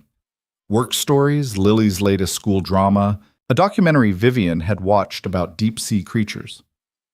I never took you for a nature documentary person, Ethan said. I'm full of surprises. Clearly. After dinner, they walked along the waterfront. The rain had stopped, leaving everything wet and reflective in the streetlights. Vivian slipped her hand into his, and they walked in comfortable silence. Can I ask you something? Vivian said eventually. Always. Do you ever wish things were different? That you had more money, more security? All the time. But wishing doesn't change anything. He glanced at her. Why? Because I have all those things, and I'd trade them in a heartbeat for what you have with Lily. That kind of unconditional love, that simplicity. She stopped walking. Does that sound crazy? No, it sounds honest. I'm not good at honest. I'm good at strategic, at calculated, at saying what people need to hear to get what I want. She turned to face him fully. But with you, I don't know what I want, and that terrifies me. So, Ethan kissed her, right there on the waterfront, with joggers passing by and the city lights reflecting off the water. She kissed him back, her hands coming up to his chest, and for a few seconds, the rest of the world disappeared entirely. When they broke apart, she was breathing hard. That was, yeah, Ethan agreed. His phone rang. He almost ignored it, but the caller ID said Marcus. His foreman never called this late unless something was wrong. I need to take this. Of course. He answered, Marcus? Ryder, we got a problem. Someone broke into the site tonight, cleared out the tool shed, about 30,000 in equipment gone. Ethan's blood went cold. When? About 30,000 in. Security company called me 20 minutes ago. Police are there now, but it's bad. Real bad. Boss is going to lose his mind. Marcus paused. You better get down here. They're asking questions about everyone on the crew. I'll be there in 15 minutes. He ended the call and looked at Vivian. Her expression had already shifted into something harder. What happened? Another theft. My work site this time. He ran a hand through his hair. I need to go. I'm coming with you. Vivian. That's my property, my equipment. I'm coming. They took her car, the black SUV with the driver, and made it to the site in 12 minutes. Police cars filled the parking lot, their lights painting everything in red and blue. Marcus met them at the gate. Ryder, what's she doing here? He looked at Vivian. Ms. Hale owns the property, Ethan said. What happened? Someone cut the fence in the back, went straight for the tool shed, took power tools, generators, 2 industrial air compressors, knew exactly what they were going for. Marcus's expression was grim. And Ryder? They found your truck parked 2 blocks away. Engine still warm. The world tilted sideways. That's impossible. My truck's at home. Go look for yourself. Ethan ran to where he'd parked, 2 blocks from the site, like Marcus said. The spot was empty. His truck was gone. Again. Vivian had followed him, her phone already to her ear. Chen, they took his truck again. The site on Morrison Street. I don't care. Get here now. Yes, the GPS tracker is active. Why didn't it alert? Well, figure it out. She ended the call and turned to Ethan. We're going to find them. I promise you that. How? They've been doing this for weeks and nobody's caught them yet. Because now they've made a mistake. They hit a site while you were with me. That's an alibi, Ethan. Proof that you weren't involved. Her eyes were fierce, and they took your truck while the GPS was active. Wherever they are, we're about to find them. Police officers were questioning Marcus and the other crew members. Ethan saw Derek talking to a cop, looking nervous. Mike was sitting in a police car. Carlos was smoking a cigarette and looking pissed. Mr. Ryder, I said. A detective approached. Older guy, gray hair, tired eyes. I need to ask you some questions. He was with me, Vivian said immediately. All evening. We had dinner at Morrison's Steakhouse, then walked the waterfront. I can provide credit card receipts, security footage from the restaurant. And you are? Vivian Hale. I own this property. The detective's expression shifted immediately. Ms. Hale, I didn't realize you were personally involved in this investigation. I am now. Her voice had gone full CEO, cold, commanding, brooking no argument. And I'm telling you that Ethan Ryder had nothing to do with this. His truck was stolen and used without his knowledge or consent. Chen arrived 15 minutes later with 2 other security personnel and a laptop. They set up in one of the construction trailers, pulling up GPS data. The tracker shows the truck heading east on Highway 26, Chen reported. They're moving fast, currently near Gresham. That's outside city limits, the detective said. We'll need to coordinate with county police. I don't care who you coordinate with. Find my equipment and find whoever's doing this. Wait. Vivian's hands were clenched into fists. And find his truck. The next hour was chaos. Police coordinating with county, Chen tracking the GPS signal, Ethan giving his statement to 3 different officers. Vivian stayed at his side the entire time, her presence like a shield. Finally, at midnight, Chen got a call. He listened for a moment, then looked up. They found the truck, abandoned in a parking lot near an apartment complex in Gresham. Units are moving in now. I want to be there, Vivian said immediately. Ms. Hale, I don't care what you think. That's my property, and I want to see who's been stealing from me. Well, the detective looked like he wanted to argue, but something in Vivian's expression made him reconsider. Fine, but you stay in the vehicle and you don't interfere. They took Vivian's SUV, following a police convoy east. Ethan sat in the back seat, his mind spinning. Someone had his truck. Someone knew his schedule well enough to know he wouldn't notice it missing. Someone was setting him up. The apartment complex was exactly what Ethan expected. Rundown buildings, cars on blocks in the parking lot, broken playground equipment. Police cars blocked both entrances, their lights illuminating everything in harsh white and blue. There, Chen pointed. Ethan's truck sat in the far corner of the lot, the bed full of equipment. Police officers surrounded it, photographing everything. Stay here, the detective ordered, then got out. Vivian's hand found Ethan's in the darkness. She didn't say anything, just held on tight.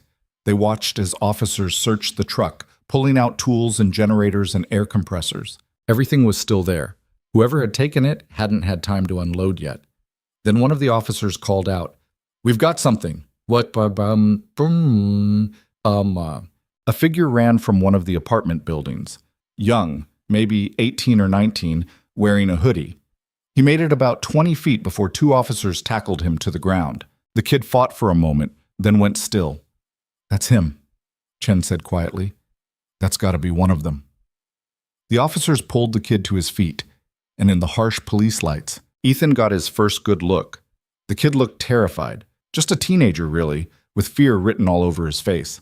Not a hardened criminal, not some sophisticated theft ring, just a scared kid, and something about that made everything infinitely worse. The kid's name was Leo Martinez, and he wouldn't stop shaking. They had him in the back of a police cruiser now, hands cuffed behind his back, his face pressed against the window. He looked even younger up close, maybe 17 with acne scars on his cheeks and a fear in his eyes that made Ethan's stomach twist. This wasn't some career criminal. This was a kid who'd gotten in way over his head. He's not talking, the detective said, walking back to Vivian's SUV. Won't say a word without a lawyer, but we found his prints all over your truck, Mr. Ryder. And he matches the description from security footage at 2 other sites. He's just a kid, Ethan said. A kid who's been stealing thousands of dollars in equipment. The detective's expression was hard. Age doesn't excuse crime. Vivian leaned forward. Is he working alone? We don't know yet. We're searching the building he ran from, apartment 2C. If there's anyone else involved, we'll find them. The detective paused. You should go home, both of you. We'll be processing this scene for hours, and there's nothing more you can do here. I want updates, Vivian said. Every step of the way. You'll get them. Chen drove them back to Portland in silence. Ethan stared out the window, watching the dark highway roll past. His truck was evidence now, impounded by the police. He'd have to find another way to get to work tomorrow, another problem to solve, another bill he couldn't afford. You're quiet, Vivian said softly. Just thinking. About? That kid, Leo. He looked terrified. He should be. He committed multiple felonies, boppies. I know. But there's a difference between understanding why something's wrong and actually being a hardened criminal. That kid looked like he was about to throw up. Ethan rubbed his face. I keep thinking about what could drive someone that young to do something this stupid. Vivian was quiet for a moment. You're more compassionate than I am. That's not compassion. That's just recognizing desperation when I see it. I've been desperate, Vivian. Maybe not desperate enough to steal, but desperate enough to understand how someone gets there. They dropped Ethan at his apartment at 1:30 a.m. Mrs. Chen had agreed to stay overnight with Lily. He'd called her from the work site, and she'd shown up in her bathrobe without asking questions. The light was still on in his living room when he walked in. Everything okay? Mrs. Chen asked, setting down her knitting. Yeah, just work stuff. Thanks for staying. That child is sleeping like the dead. Didn't even wake up when I came in. She gathered her things. You look exhausted, Ethan. Get some rest. After she left, Ethan checked on Lily, still asleep, one arm wrapped around her stuffed dinosaur, then collapsed on the couch. His phone buzzed. Vivian. Are you okay? Ethan. Tired. Confused. Glad they caught someone, but weird about the whole thing. Vivian. I know what you mean. That wasn't what I expected. Ethan. What did you expect? Vivian. Someone older, more professional. Not a teenager who looked like he was going to cry. Ethan. Yeah. There was a long pause, then another message. Vivian. Thank you for tonight, for being there. I know this is your life that got disrupted, but having you there made it easier somehow. But ye? Ethan. Same here. Get some sleep. Vivian. You too. Morning came too quickly. Ethan woke up on the couch at 6 a.m. with a crick in his neck and his phone ringing. Marcus. Ryder, where are you? We've got a concrete pour starting in an hour, and I need all hands. My truck's still impounded. I'm trying to figure out transportation. Take a rideshare. I'll reimburse you. Just get here. The rideshare cost $40, which Ethan definitely didn't have to spare, but he made it to the site by 7. The crew was already buzzing with gossip about last night. Derek cornered him immediately. Dude, is it true? Someone was using your truck to rob sites? Yeah. That's insane. Who was it? Some kid. Police are still investigating. Man, that's messed up. You must be freaking out. I'm fine. Let's just get to work. But work felt impossible. Every time Ethan picked up a tool, he thought about Leo Martinez. Every time someone mentioned the theft, he wondered what the full story was. Had the kid been working alone? Had someone put him up to it? Why Ethan's truck specifically? At lunch, Chen called. We finished searching the apartment. It belongs to Leo Martinez and his mother, Carmen. She's got stage 3 cancer, hasn't worked in 8 months. They're 3 months behind on rent and about to be evicted. Ethan sat down on a stack of lumber. So he was stealing to pay bills. Looks that way. We found medical bills in the apartment totaling over $60,000. Insurance won't cover most of it. Experimental treatments, out-of-network specialists. The kid was drowning. Is he still not talking?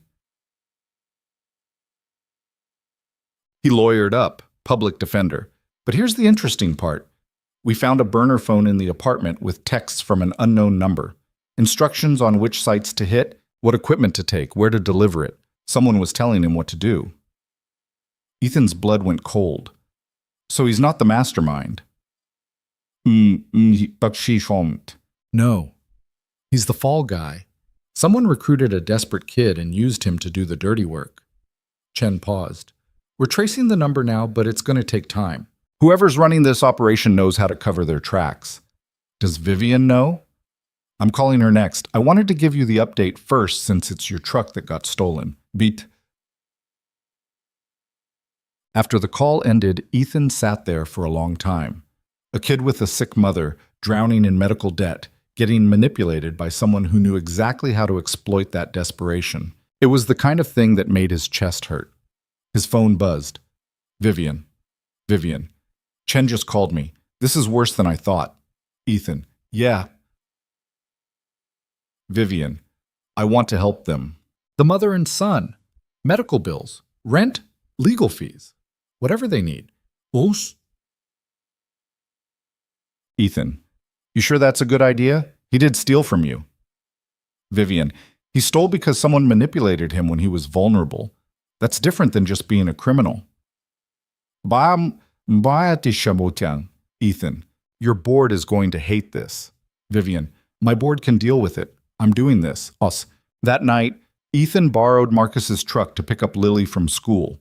She chattered the whole way home about a science project involving volcanoes, and Ethan tried to focus on her words instead of the mess spinning in his head. Dad, you're not listening, Lily said. Sorry, kiddo. What'd you say? I said Emma's volcano exploded all over Mrs. Palmer's desk, and now she's not allowed to bring baking soda to school anymore. That sounds like Emma. But can we see Vivian this weekend? I miss Max. I'll ask her. You like her, right? Like her? Ethan glanced in the rearview mirror. Where's this coming from? Mrs. Chen says you smile different when you talk about her, like how Mr. Chen smiled about Mrs. Chen before they got married. Mrs. Chen needs to mind her business. That's what you always say. But you didn't answer my question. Yeah, kiddo, I like her. Good. She's nice. And Max is the best dog ever. Yay. Friday morning brought news. Chen called at 8 a.m., his voice tight with excitement. We traced the burner phone. Text came from a number registered to a Derek Voss. Does that name mean anything to you? Ethan's mind went blank. Derek? Like Derek from my crew? Different Derek. Derek Voss has a criminal record. Theft, receiving stolen property, fraud. Been in and out of prison for the past decade. He's currently on parole. How does he connect to Leo? We're still figuring that out, but we've got surveillance on him now. If he makes contact with anyone involved in the thefts, we'll know. What about Leo? Is he still in custody? He made bail yesterday. His lawyer argued that he's not a flight risk. Mother's sick, no prior record, strong community ties. Judge agreed. Chen paused. Vivian paid his bail. She what? She posted $50,000 to get him out. Then she paid 3 months of their back rent and covered his mother's medical bills for the next 6 months. The kid nearly passed out when his lawyer told him. Ethan didn't know what to say. That was so completely, impossibly Vivian, ruthless in business, but unable to watch someone suffer when she could do something about it. Is she there? Can I talk to her? She's in meetings all morning, but she asked me to tell you she wants to see you tonight. She's sending a car at 7. The car that arrived at 7 p.m. was even nicer than the usual SUV, a sleek black sedan with leather seats and a driver in an actual suit. Lily pressed her face against the window as it pulled away from the apartment complex. This is so fancy, she breathed. You're going to Mrs. Chen's for a sleepover tonight, remember? Oh. I know, but can I just ride in the fancy car a little bit first? The driver smiled in the rear-view mirror. The young lady is welcome to enjoy the ride. They dropped Lily at Mrs. Chen's, who took one look at the car and raised her eyebrows at Ethan, but didn't say anything, and then drove downtown. But instead of going to a restaurant, they pulled up to the L Technologies building. Ms. Hale is expecting you on the 40th floor, the driver said. The elevator ride felt longer this time. The 40th floor was executive territory, all glass walls and expensive art, and an assistant who looked like she belonged in a fashion magazine. "Mr. Ryder, Ms. Hale is in her office.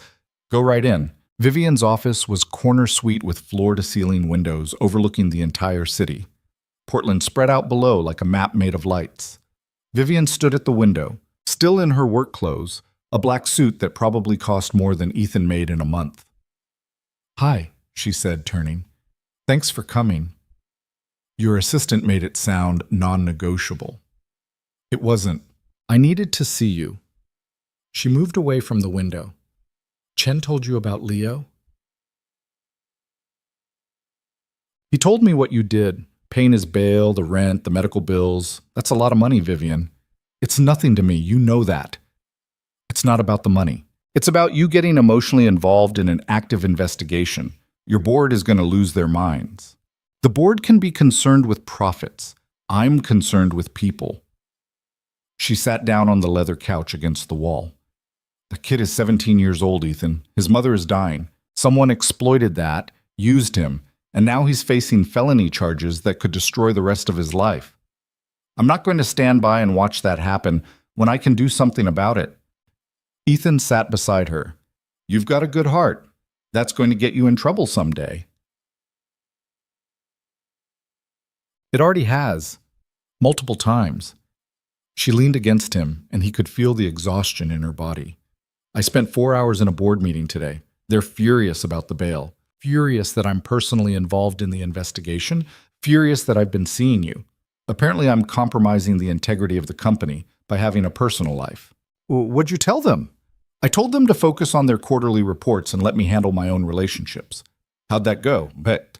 About as well as you'd expect. 3 board members threatened to resign. 2 more called for a vote of no confidence." She closed her eyes. "It's exhausting, Ethan. Fighting constantly just to maintain control of the company I built." "Why do it? Why keep fighting?" "Because it's mine. Because walking away means they win. Because—" She stopped, then continued more quietly. "Because until recently, it was all I had. The company was my entire identity. Without it, I didn't know who I was." "Yes. And now? Now I'm starting to realize there might be more to life than board meetings and profit margins." She opened her eyes and looked at him. "You're changing me. This thing between us, it's making me question everything I thought I wanted. Is that good or bad? I don't know yet." Oh. They sat in silence for a while. Through the windows, Portland glittered in the darkness. Somewhere out there, Leo Martinez was probably sitting with his sick mother, trying to figure out how his life had gotten so complicated. Somewhere out there, Derek Voss was making plans that would probably hurt more people. And somewhere in between, Ethan and Vivian were trying to figure out if 2 people from completely different worlds could actually make something real work.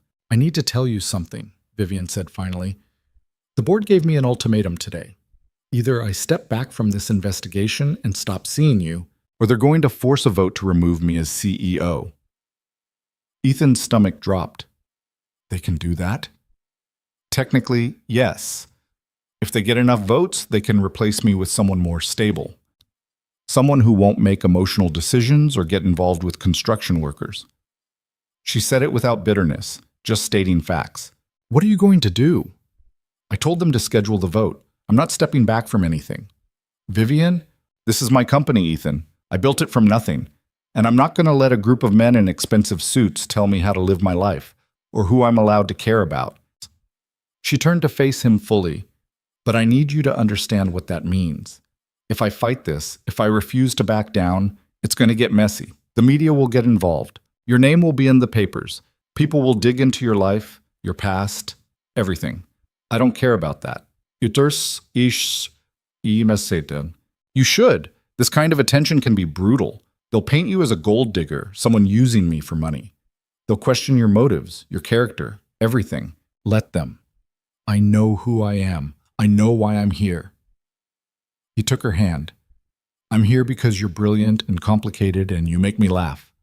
I'm here because my daughter lights up when she sees you. I'm here because when I'm with you, I feel like maybe there's more to my life than just surviving until the next paycheck." He squeezed her hand. "I'm not going anywhere, Vivian. Not because of some board members or media stories or any of it.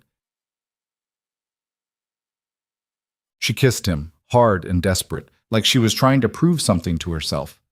When they broke apart, her eyes were bright. I don't deserve you. Yeah, you do. You just don't believe it yet.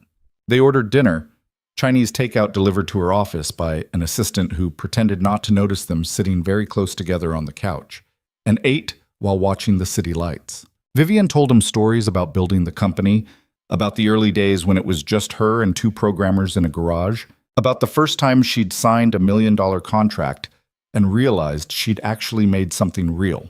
I was 23, she said, barely out of college. I walked out of that meeting and threw up in the parking lot because I was so terrified I'd fail. But you didn't. No. I worked 90-hour weeks for 3 years straight. Didn't sleep, didn't date, didn't have a life outside the company. By the time I was 26, we'd gone public and I was worth $50 million on paper. By 28, it was $500 million. She picked at her fried rice. And I was completely alone. No friends, no family left. No one who knew me as anything other than the CEO. That sounds lonely. It was. It is. Most days I wake up in a penthouse that could fit 6 families, and I eat breakfast by myself while reading market reports. I go to bed the same way.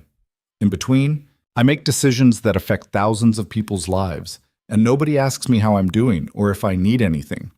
She looked at him. Until you. I'm just a guy who buys cheap sausages and has a nosy daughter. Spets. You're more than that.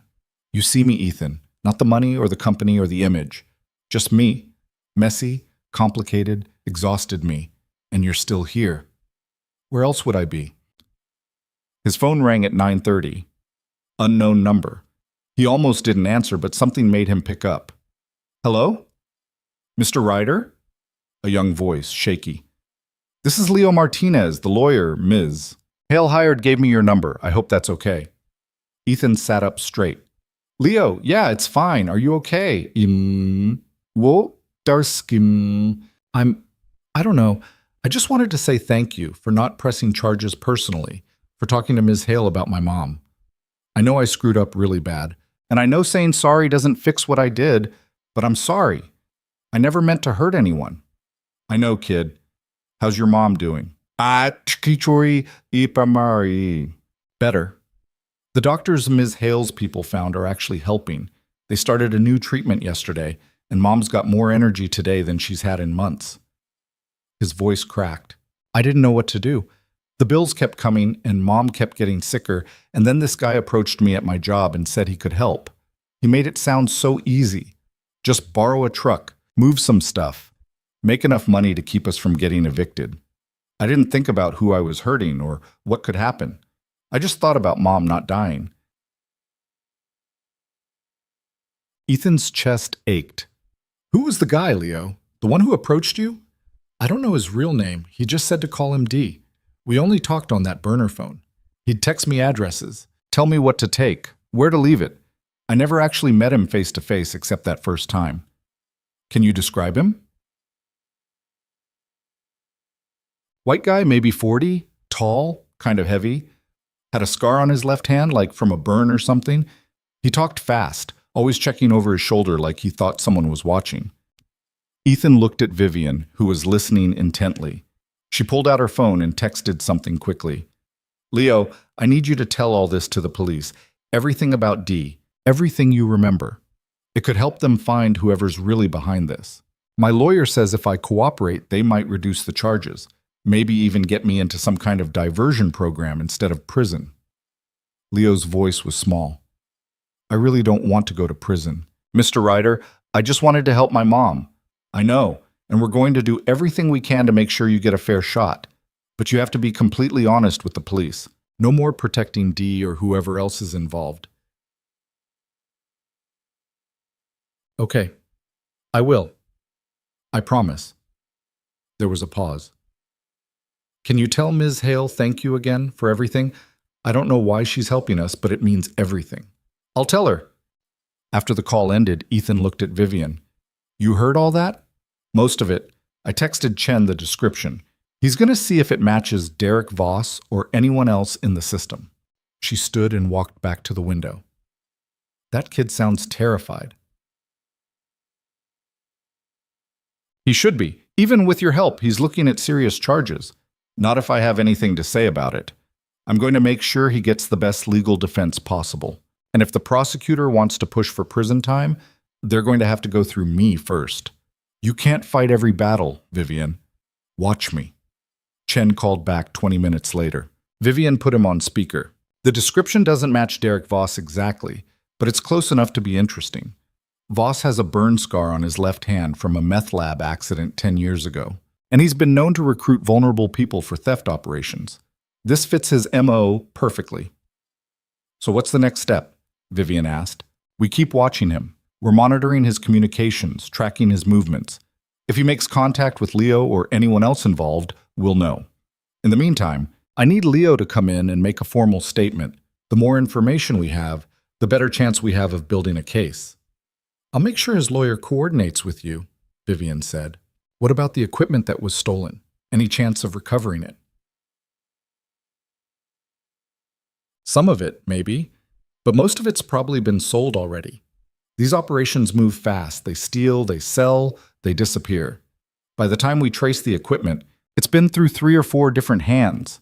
But after Chen hung up, Ethan checked the time. Nearly 11.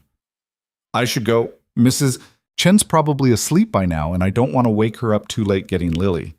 Stay, Vivian said, just for a little while longer. Well, they moved back to the couch, and Vivian curled against his side. Through the windows, the city continued its endless movement. Cars on the highways, lights in buildings, life happening in 1,000 different directions. Do you ever wonder what your life would be like if things had gone differently? Vivian asked. If you'd finished architecture school, if Lily's mom had stayed, if you'd made different choices. Sometimes, but wondering doesn't change anything. This is the life I have. I can either spend my time wishing it was different, or I can figure out how to make it work. That's very practical. No, that's survival. When you're barely keeping your head above water, you don't have the luxury of philosophizing about alternate timelines. She was quiet for a moment. I think about it all the time. What if I'd taken that first acquisition offer instead of staying independent? What if I'd prioritized relationships over work? What if I'd said no to the board when they pushed me to expand too fast? She sighed. So many decisions that seemed right at the time but left me here, alone. You're not alone, Igikan. I know. I have you now. But for how long? What happens when you realize that being with me means living under a microscope? When reporters show up at Lily's school asking questions? When your coworkers start treating you differently because you're dating someone famous? Then we deal with it together. You make it sound simple. It is simple. Not easy, but simple. I care about you. You care about me. Everything else is just noise. She tilted her head up and kissed him again, slower this time. When she pulled back, she was smiling. You're dangerous, Ethan Ryder. You make me believe things might actually work out. Maybe they will. The car took him home at midnight. Mrs. Chen was indeed asleep on his couch, and she barely stirred when he came in. He carried Lily to her bed without waking her, then shook Mrs. Chen gently. I'm back. Thanks for staying. Anytime. She gathered her things sleepily. That girl asked about Vivian again, wanted to know if Max could come to her birthday party next month. Her birthday's not for 2 months. Try telling her that. She's already planning the guest list. Mrs. Chen paused at the door. She's a good woman, that Vivian. Doesn't matter how much money she has. What matters is she shows up for the people she cares about. Don't let that one go, Ethan. I won't. Saturday morning, the news broke. Ethan woke up to 17 missed calls and a news alert on his phone. Hale Technologies CEO faces board revolt over personal relationship with local contractor. The article was brutal. It included Ethan's name, his workplace, even a photo someone had taken of them walking along the waterfront. The comments section was even worse. People calling Vivian naive, calling Ethan a gold digger, speculating about his motives and her judgment. His phone rang. Vivian, have you seen it? She asked without preamble. Yeah, just now. I'm sorry. I should have warned you this would happen. It's fine. It's not fine. They're being cruel and invasive, and it's my fault for not being more careful about where we went in public. Vivian, stop. I knew what I was getting into. I'm not going to fall apart because some strangers on the internet have opinions about my life. The board is using this. They're calling an emergency meeting Monday morning. They're going to try to force me out. Ethan sat up, suddenly wide awake. Can they do that? If they get enough votes, yes. I hold 30% of the company's voting shares. If they can get 45% to vote against me, I'm done. What do you need me to do? Nothing. This is my fight. I just wanted you to know what was happening. I'm not doing nothing. Tell me how to help. She was quiet for a moment. Just be there. Monday morning, 9 a.m. The meeting's at headquarters. I need to know you're in the building, even if you're not in the room. I'll be there. Sunday passed in a blur of anxiety. Ethan tried to focus on Lily. They went to the park, baked cookies, watched a movie, but his mind kept spinning back to Monday. What would happen if Vivian lost her company? What would that do to her? Would she blame him for the distraction that cost her everything? That night, after Lily was asleep, he texted Vivian. Ethan, you okay? Vivian, no, but I will be. Ethan, I believe in you. Vivian, I wish I believed in myself right now. Ethan, then borrow mine until yours comes back. Vivian, thank you for everything. Monday morning, Ethan wore his only suit, the same one from his cousin's wedding, slightly tight in the shoulders. He dropped Lily at school and took a rideshare to Hale Technologies. The lobby was packed with reporters, cameras, people with microphones shouting questions. Security escorted him upstairs to the 40th floor. The executive suite was chaos, assistants rushing around, people on phones, tension thick enough to cut. Chen found him immediately. She's in the boardroom. Meeting started 10 minutes ago. It's not going well. Can I see her? Not until it's over, but she knows you're here. I told her. Ethan sat in a waiting area with glass walls that looked out over the city. Through the windows, he could see Portland waking up, people going to work, living their lives, completely unaware that floors above them, someone was fighting for everything she'd built. An hour passed. Then 2. Finally, the boardroom doors opened and people filed out. Older men in expensive suits, a few women in business wear, all of them looking grim. None of them made eye contact with Ethan. Then Vivian appeared. She looked exhausted, her eyes red, her suit jacket wrinkled. When she saw Ethan, something cracked in her expression. He stood. What happened? They voted 22-18. She took a shaky breath. I'm out. Effective immediately. The words hit like a physical blow. Vivian, I need to clean out my office. Security is giving me 2 hours. She walked past him toward her office, and he followed. Inside, she stood at the window one last time, looking out at the city she'd conquered. Her city. Her empire. And now it was gone. I'm sorry, Ethan said, because he didn't know what else to say. Don't be. I made my choice. I chose you over them, and I do it again. She turned to face him. But I need you to understand something. This is going to get harder before it gets easier. The media will be worse. The scrutiny will be worse. People are going to say terrible things about both of us. I can handle it. Can you? Because I just lost a $2 billion company because I refused to stop seeing you. That's going to be part of our story forever. Can you live with that? Ethan crossed the office and took her hands. You didn't lose your company because of me. You lost it because a group of small-minded people couldn't handle you being both powerful and human. That's on them, not you, not us. The board is already installing a replacement, Richard Thornton. He'll dismantle everything I built within 6 months. Then maybe it's time to build something new, something they can't take away from you. She looked at him for a long moment, and slowly, something shifted in her expression. The devastation faded, replaced by something harder, more determined. You're right, she said quietly. I've been so focused on holding on to what I had, I forgot I'm good at building from nothing. I did it once, I can do it again. Exactly. She started packing her personal items, photos, awards, a plant that had somehow survived on her desk for 6 years. Ethan helped, boxing up books and files while security guards watched from the doorway. When they finished, Vivian took one last look around the office that had been hers for 8 years. Then she walked out without looking back. In the elevator, descending from the 40th floor for the last time, she squeezed Ethan's hand. "Thank you for being here." "Where else would I be? Most people would have run. This is messy and complicated and probably going to get worse. Good thing I'm not most people." The elevator doors opened, and they walked out into the chaos of reporters and cameras.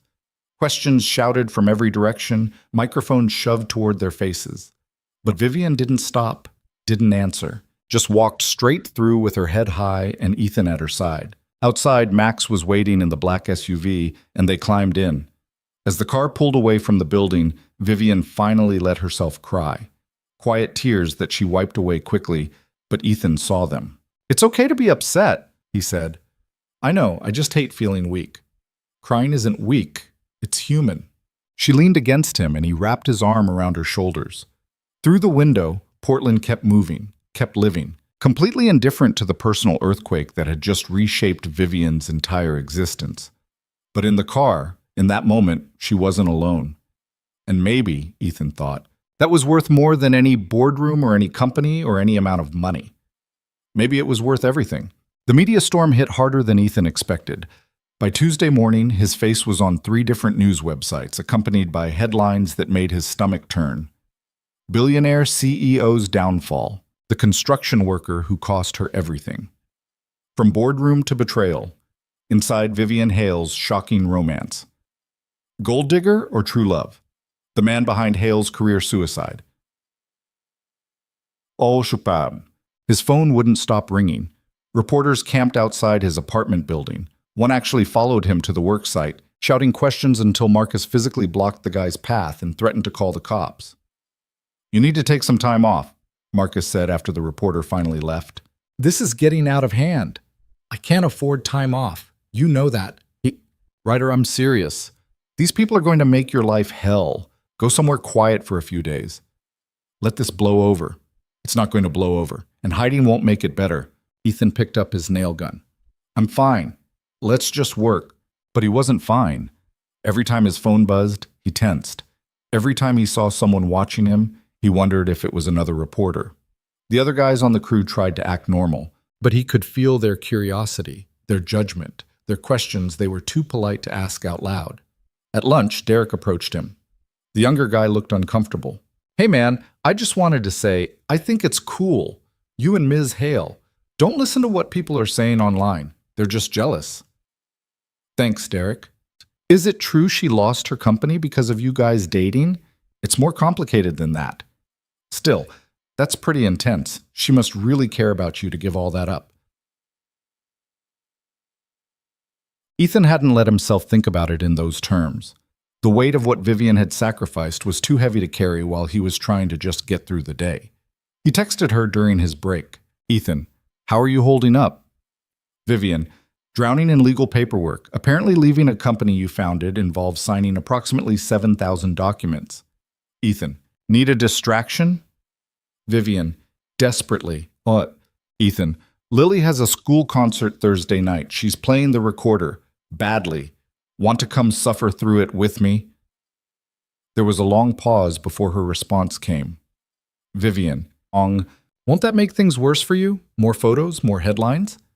"Ethan, probably, but Lily asked if you'd be there. She's been practicing for weeks, and she specifically wants to show you her performance." "Vivian, then I'll be there. Text me the details." Thursday evening, Ethan arrived at the elementary school early. The parking lot was already filling up with parents, all of them clutching phones to record their kids' performances. He spotted Vivian immediately. She'd dressed down in jeans and a simple jacket, but she still moved with that careful grace that made people turn and stare. "You made it," he said. "I told you I would." She looked around nervously. "Are people staring?" "Some of them. Ignore it." Inside the auditorium, they found seats in the middle section. Almost immediately, Ethan felt the ripple of recognition move through the crowd. Parents whispering, phones coming out, a few people not even bothering to be subtle about taking pictures. "This was a mistake," Vivian said quietly. "I'm making things worse for you." "Stop. You're here for Lily. That's all that matters." The concert started, and it was exactly as painful as Ethan had predicted. 42nd graders attempting to play recorders in unison was a special kind of auditory torture. But when Lily's class took the stage and he spotted her in the third row, looking terrified and excited, his heart swelled. She played off key, missed several notes entirely, and at one point dropped her recorder and had to scramble to pick it up. It was a disaster. It was perfect. When the concert ended, Lily ran to them, her face flushed with excitement. "Did you see me? Did you see the part where I played the high note?" "You were amazing, kiddo," Ethan said, pulling her into a hug. "Miss Vivian, did you like it?" Vivian crouched down to Lily's level. "I loved it. You were the best one up there." "Really?" "Absolutely." Though I have to ask, was dropping the recorder part of the choreography or improvisation? Lily giggled. "That was an accident, but Mrs. Palmer says mistakes are just opportunities to be creative." Mrs. Palmer is a very wise woman. They walked to the parking lot together, Lily chattering about the concert and her friends and how Emma's parents had brought flowers. Other parents watched them pass, and Ethan heard the whispers, saw the phones tracking their movement. "Daddy, why is everyone looking at us?" Lily asked. "Because Miss Vivian is famous, kiddo. People recognize her." "Oh, because she's rich?" "Because she built an important company." Lily thought about this seriously. "I'm going to build a company someday too, but mine will sell dinosaurs." "That sounds like a solid business plan," Vivian said. In the parking lot, a reporter materialized from behind a van. Young woman with a camera crew, microphone already extended. "Ms. Hale, can you comment on reports that you're planning to sue Hale Technologies for wrongful termination?" Vivian's expression went cold. "No comment." "Mr. Ryder, how does it feel knowing you're the reason—" "We're done here," Ethan said, putting himself between the reporter and Lily. "Back off." "Just one question?" "I said back off. There's a kid here. Show some decency." The reporter hesitated, then lowered the microphone. "Fine, but this story isn't going away, Mr. Ryder. People want to know the truth." The truth is you're harassing a 7-year-old in a school parking lot. How's that for a headline? They got Lily into Ethan's truck. He'd gotten it back from impound 2 days ago, and Vivian's SUV pulled up behind them. Through the rearview mirror, Ethan could see the reporter still filming. "I'm sorry," Vivian said through the truck window.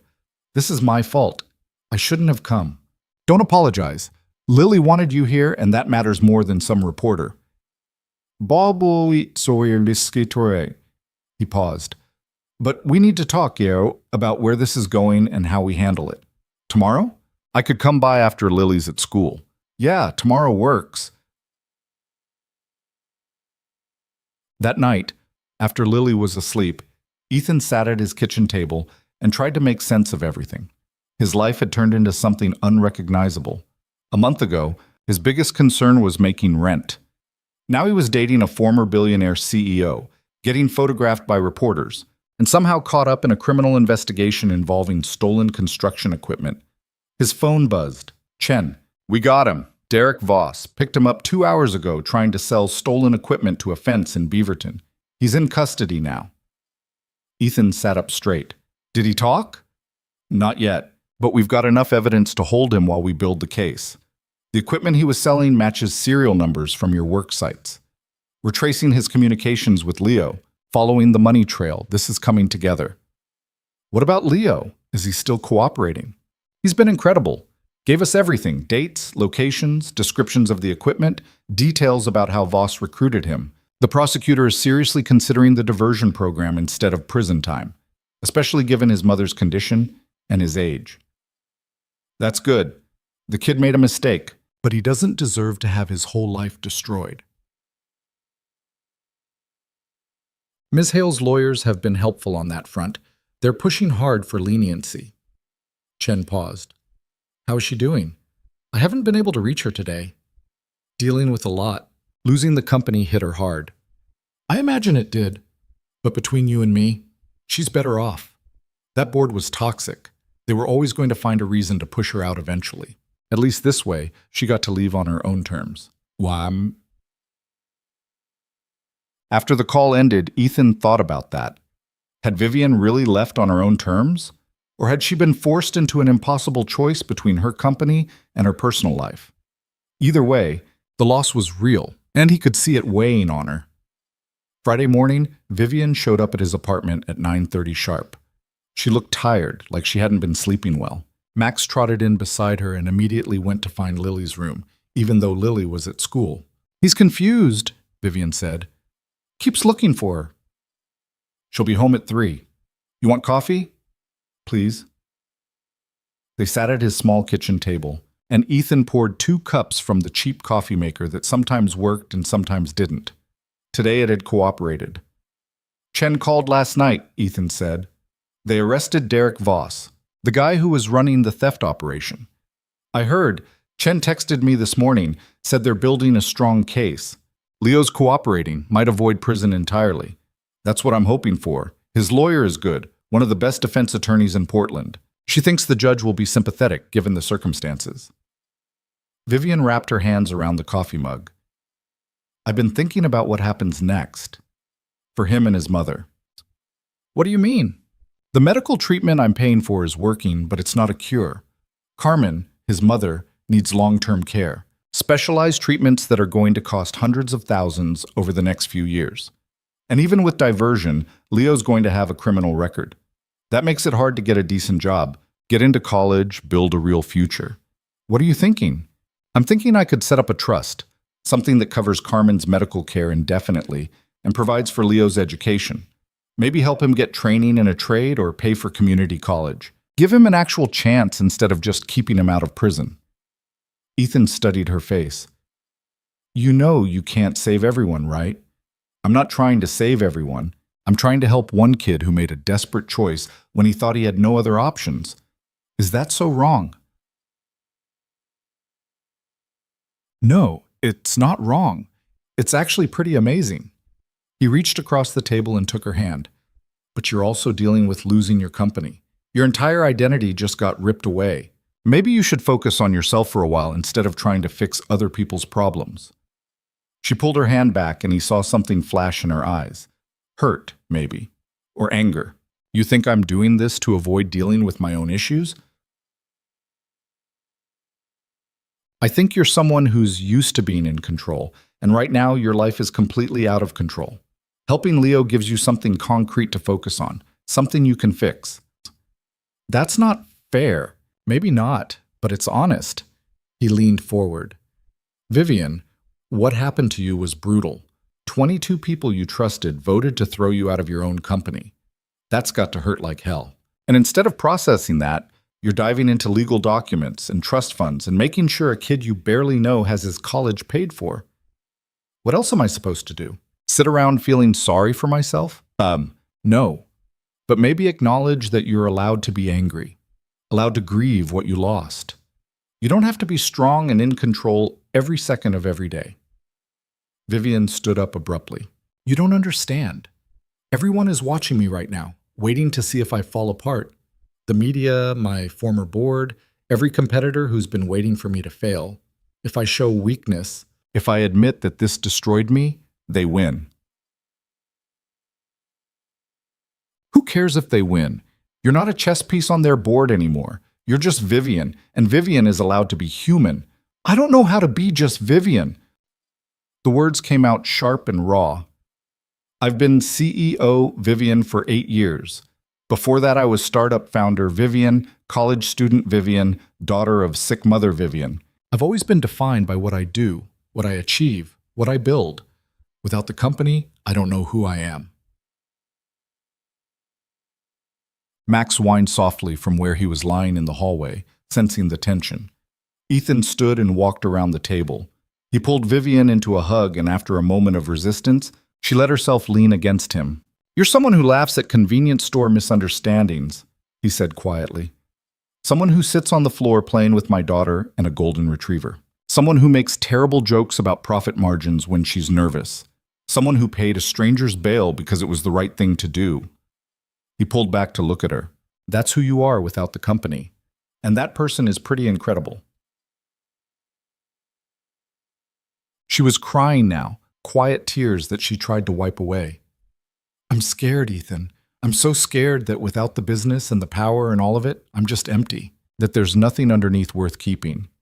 You're not empty. You're just finally getting a chance to figure out who you are when nobody's watching, when you don't have to perform or prove anything. He kissed her forehead, and I'm going to be right here while you figure it out. They stood there in his cramped kitchen, holding each other while Max watched anxiously from the hallway. Outside, the city moved on, indifferent to personal crises and broken hearts and uncertain futures. Eventually, Vivian pulled away and wiped her eyes properly. I'm a mess. Yeah, but you're my mess. She laughed, shaky but real. That was terrible. I know, I'm working on my romantic dialogue. It needs work. It really does. They spent the rest of the morning just talking. Vivian told him about the legal battles ahead.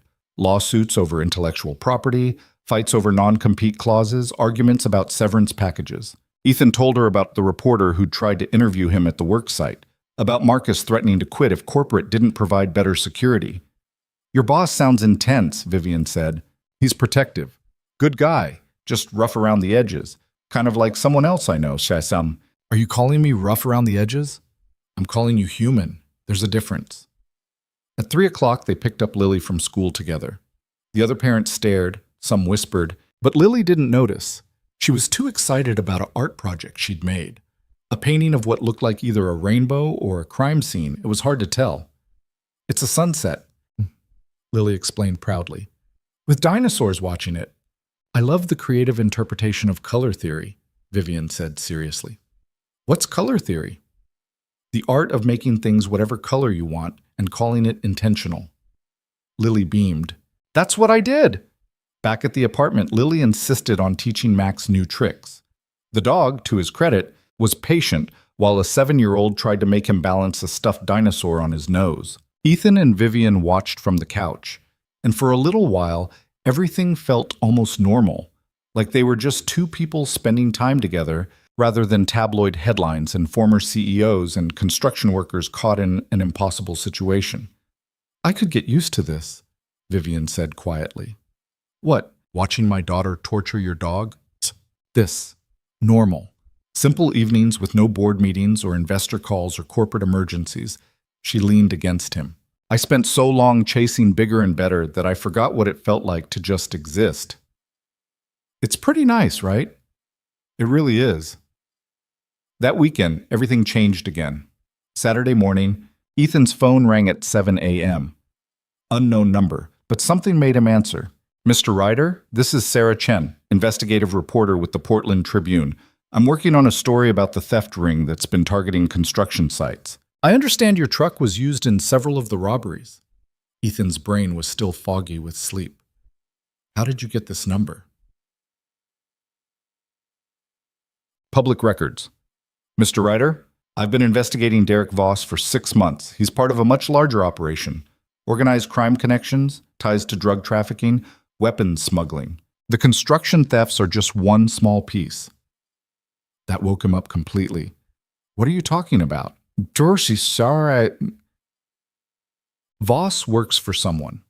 Someone with serious money and serious connections. The thefts aren't random. They're targeting specific properties for specific reasons. And those properties have one thing in common. They're all either owned by or being developed by Hale Technologies. Why are you telling me this? Because you're dating Vivian Hale, and because I think you both might be in more danger than you realize. Ethan sat up. What kind of danger? The kind where people with organized crime connections don't like loose ends. Leo Martinez can identify Voss. Voss can identify his employer. That's a liability. And liabilities have a way of disappearing in this world. You need to go to the police with this. I already have. But I wanted to warn you directly. Watch your back, Mr. Ryder, and tell Miss Hale to watch hers. The call ended and Ethan immediately dialed Chen. The security specialist answered on the second ring. We know, Chen said before Ethan could speak. Sarah Chen from the Tribune contacted us yesterday. We're taking her information seriously. How serious? Serious enough that I'm recommending increased security for both you and Ms. Hale. And serious enough that we're moving Leo and his mother to a secure location until the investigation is complete. Who's behind this? Who's Voss working for? We're still trying to determine that, But Ms. Chen's research points to someone with connections to the Russian mob, someone who's been using construction site thefts to launder money and fund other operations. Chen paused. This is bigger than we thought, Ethan. A lot bigger. After the call, Ethan sat on the edge of his bed, his mind racing. Organized crime, money laundering, people who made other people disappear. This had gone from a simple theft case to something that could get people killed. He called Vivian immediately. Chen told me, she said, I'm arranging for private security, for you, for Lily, for my properties. This isn't a risk I'm willing to take. Maybe you should step back from all of this. Let the police handle it. I can't. Leo's safety is my responsibility. I'm the one who paid his bail, who got him to cooperate with investigators. If something happens to him because of that, nothing's going to happen. Chen's moving him and his mother somewhere safe. I know, but I want my own people on it too, people I trust. Her voice was tight. I've already lost my company, Ethan. I'm not losing a 17-year-old kid because I didn't take this seriously enough. Over the next week, security became the new normal. A discreet detail followed Ethan to and from work. Another team watched Lily's school. Vivian's penthouse had guards at every entrance. Chen coordinated everything, updating them daily on the investigation's progress. Derek Voss had lawyered up and wasn't talking, but investigators were piecing together his connections, following money trails, interviewing associates. The picture emerging was ugly, a sophisticated criminal network using legitimate construction projects as cover for illegal activities. And at the center of it all was a name that kept coming up, Nikolai Petrov. Russian immigrant, legitimate businessman on paper, suspected crime boss in reality. He owned a dozen shell companies, all of them somehow connected to construction or real estate development. He's been trying to buy into Portland's development scene for years, Chen explained during a meeting at Vivian's penthouse. But legitimate developers won't work with him. Too much baggage, too many questions about where his money comes from. So he's been using theft and intimidation to insert himself anyway. And he targeted my properties specifically? Vivian asked. Your properties, your competitors' properties? Anyone who wouldn't play ball with him. The thefts serve multiple purposes. They generate income, they destabilize projects, and they send a message. What message? That nobody's untouchable, not even billionaire CEOs. Chen pulled up photos on his laptop. Petrov operates through intermediaries. Derek Voss is one of several people doing his dirty work. But Voss got sloppy, recruited the wrong kid, and now the whole operation is exposed. Ethan leaned forward. What happens to Leo now? If Petrov sees him as a threat, Leo's safe. He and his mother are in a secure facility under federal protection. Witness protection is being discussed if the case goes to trial. Chen closed the laptop. But we need to talk about you two. Petrov knows Vivian paid Leo's bail. He knows you're involved. That makes you both potential targets. Targets for what? Vivian's voice was sharp. Intimidation? Violence?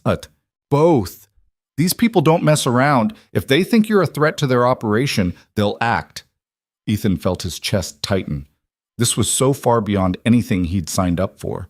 He just wanted to take a woman to dinner, maybe build something real. Now he was talking about witness protection and organized crime. What do you recommend? He asked.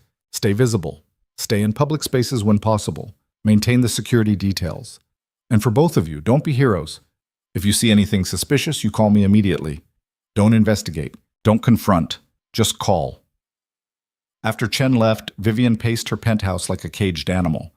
Max followed her anxiously, sensing her agitation. This is insane, she said. I'm a tech CEO. Former tech CEO, not some action movie character. I don't know how to deal with Russian mobsters and federal protection. None of us do. But we've got good people helping us. Chen knows what he's doing. Does he? Because from where I'm standing, everything keeps getting worse. First the thefts, then the board revolt, now organized crime. Where does it end? It ends when they arrest Petrov and dismantle his operation. And how long will that take? Months? Years? Am I supposed to live with security guards in constant fear until some federal prosecutor builds a case? Ethan didn't have an answer for that. He moved to where she was standing and took her hand, stilling her pacing. We're going to get through this, he said. I don't know how, and I don't know when, but we will. Together. Well, she looked at him with those green eyes, and he saw the fear there. Real, raw fear that she'd been trying to hide behind anger and action. I'm scared, she whispered. Not just for me. For you. For Lily. If something happened to either of you because of my choices, stop. This isn't your fault. You didn't create this situation. You just happened to own properties that a criminal wanted to target. That's not on you.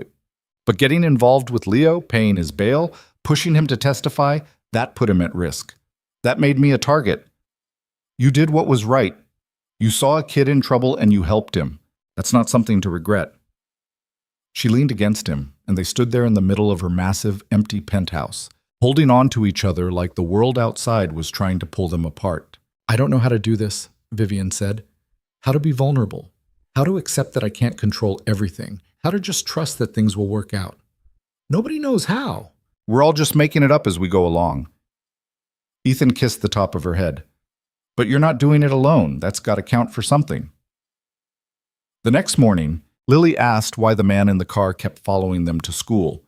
He's just making sure we're safe, kiddo. Safe from what? Just safe? It's his job. Is it because of Vivian? Because she's famous? Sort of. Some people are interested in her, and we want to make sure everyone stays safe. Lily thought about this seriously. I like Vivian. She's nice, and she doesn't talk to me like I'm a baby. She is nice. Are you going to marry her? The question caught him off guard. I don't know, Lily. We're still figuring things out. But you love her, right? Did he? He'd been so focused on day-to-day survival, on managing the chaos, that he hadn't stopped to actually examine his feelings. But now, standing outside Lily's school, watching his daughter look at him with those knowing 7-year-old eyes, he realized the answer was obvious. Yeah, he said quietly. I think I do. Then you should tell her. That's what Emma says her mom says. You're supposed to tell people you love them so they know. Emma's mom gives a lot of advice. She watches a lot of romantic movies. That night, after Lily was asleep, Ethan texted Vivian. Ethan, can you come over? I need to talk to you about something. Vivian, that sounds ominous. Should I be worried? Ethan, no, just need to say something in person. She arrived 30 minutes later, still dressed in the business casual she'd been wearing to meetings with lawyers all day. Max stayed in the car. Even he seemed to sense this was a conversation that needed to happen without a dog as a buffer. What's going on? Vivian asked as soon as she was inside. You're making me nervous. Lily asked me today if I love you. Vivian went very still. Oh. And I realized I didn't have a good answer. Not because I don't know, but because I've been so busy trying to survive all of this that I haven't actually stopped to think about what we are to each other. Ethan, let me finish, please. He took a breath. A month ago, my life was simple. Boring maybe, but simple. Work, Lily, bills, repeat. Then you showed up in a parking lot with your dog and accused me of theft, and everything changed. My truck got stolen, reporters started following me. I got involved with organized crime investigations. My life became completely insane. I know. I'm sorry. I'm not. That's what I'm trying to say. My life is insane now, but it's also fuller, richer, more real than it's been in years. He moved closer to her. You make me want to be better. You make me think about the future instead of just surviving the present. You make my daughter laugh and you paid a stranger's bail because it was the right thing to do, and you cry when you think nobody's watching. And yeah, Vivian, I love you completely, terrifyingly. Can't imagine my life without you anymore. Love you. She was crying again, but this time she was smiling through it. You're an idiot. Probably. A complete idiot for falling in love with a woman who just lost everything and comes with federal investigations and Russian mobsters. The worst decision I've ever made. Absolutely terrible judgment. The actual worst. She kissed him, hard and desperate and full of all the emotion she usually kept locked away. When they broke apart, they were both breathing hard. I love you too, she said, which proves I'm an even bigger idiot than you are. Probably. They stood there in his cramped living room, holding each other and laughing because what else could they do? The world outside was complicated and dangerous and completely uncertain. But in that moment, they had each other, and somehow that felt like enough. 3 weeks later, Chen called with news that changed everything. We got him. Nikolai Petrov was arrested this morning at his estate in Lake Oswego. Federal agents, Portland PD, the whole operation. They found evidence of money laundering, racketeering, conspiracy to commit theft. He's looking at 20 years minimum. Ethan was at the worksite when the call came. He stepped away from the crew, his heart pounding. What about Leo? Is he safe now? Leo and his mother are being moved out of protective custody. The threat level just dropped significantly with Petrov in federal custody. Derek Voss is cooperating now too, gave up everything in exchange for a reduced sentence. The whole network is collapsing. So it's over? The immediate danger? Yes. The legal proceedings will take months, probably years, but you and Ms. Hale can stop looking over your shoulders. Chen paused. You should tell her. She's been waiting for this news. Ethan called Vivian immediately. She answered on the first ring. Chen just called me, she said before he could speak. Petrov's in custody. Yeah, it's over. There was a long silence on the other end. Then he heard her crying. Not sad tears, but the kind of crying that comes from releasing weeks of tension all at once. I can't believe it's actually over, she said. I keep waiting for something else to go wrong. Nothing's going wrong. We're safe. Leo's safe. The bad guys are in jail. This is what winning looks like. It doesn't feel like winning. It feels like I can finally breathe for the first time in a month. That's probably what winning feels like when you've been drowning. She laughed through the tears. Can I see you tonight? I need to see you in person. Come to dinner. I'm making spaghetti. Lily's been asking when you'd visit again. I'll be there at 6. That evening, Vivian arrived with flowers for Lily and a bottle of wine that probably cost more than Ethan's monthly grocery budget. Lily shrieked with delight when she saw Max and immediately dragged the dog to her room to show him a new stuffed animal collection. She's reorganized her entire room by dinosaur species, Ethan explained. It's very scientific. Of course it is. Vivian set the wine on the counter and looked around the apartment. I've missed this place. It's the same cramped apartment it's always been. I know, but it feels like home in a way my penthouse never has. She moved closer to him. I've been thinking about that a lot lately. What home actually means. And what does it mean? It means the place where people know you, really know you, not the version you perform for the world, where you can be messy and scared and human. She took his hand. This apartment with the water-stained ceiling and the creaky furniture, this feels more like home than anywhere I've lived in the past decade. Ethan kissed her, soft and slow, and for a moment everything was perfect. Then Lily's voice called from the bedroom. Dad! Max knocked over my T-Rex display, and now the Cretaceous period is all mixed up with the Jurassic. That's historically inaccurate, Vivian called back. I know. That's why it's an emergency. Besky. Mans. They spent dinner laughing while Lily explained the complex social dynamics of her second-grade class and why Emma was temporarily demoted from best friend status due to a disagreement about which dinosaur would win in a fight. Vivian listened with genuine interest, asking follow-up questions and taking Lily's concerns seriously. After Lily went to bed, Ethan and Vivian sat on the couch with the cheap wine she'd brought and talked about the future. Leo's lawyer called me today, Vivian said. The prosecutor offered a plea deal. Probation, community service, no prison time. Leo's record will be sealed when he turns 18. That's incredible.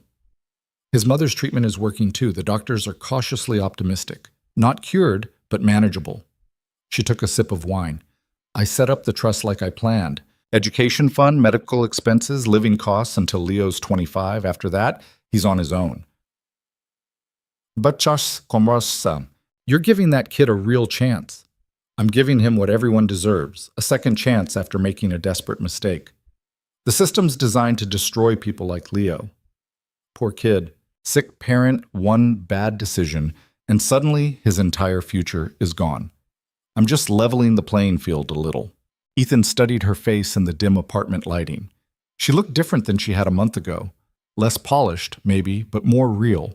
The billionaire armor had cracked, And underneath was just a woman trying to figure out who she was without the title and the power.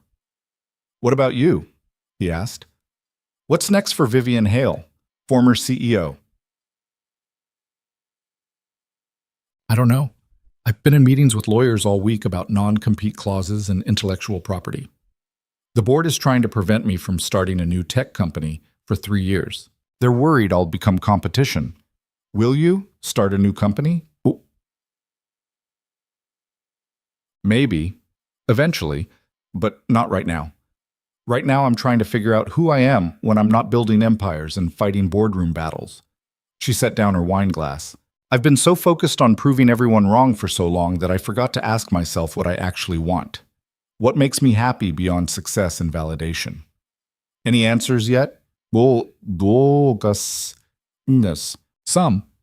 I know I'm happier sitting in your cramped apartment eating spaghetti than I ever was in a boardroom. I know I'd rather spend time with your daughter and my dog than at another investor meeting.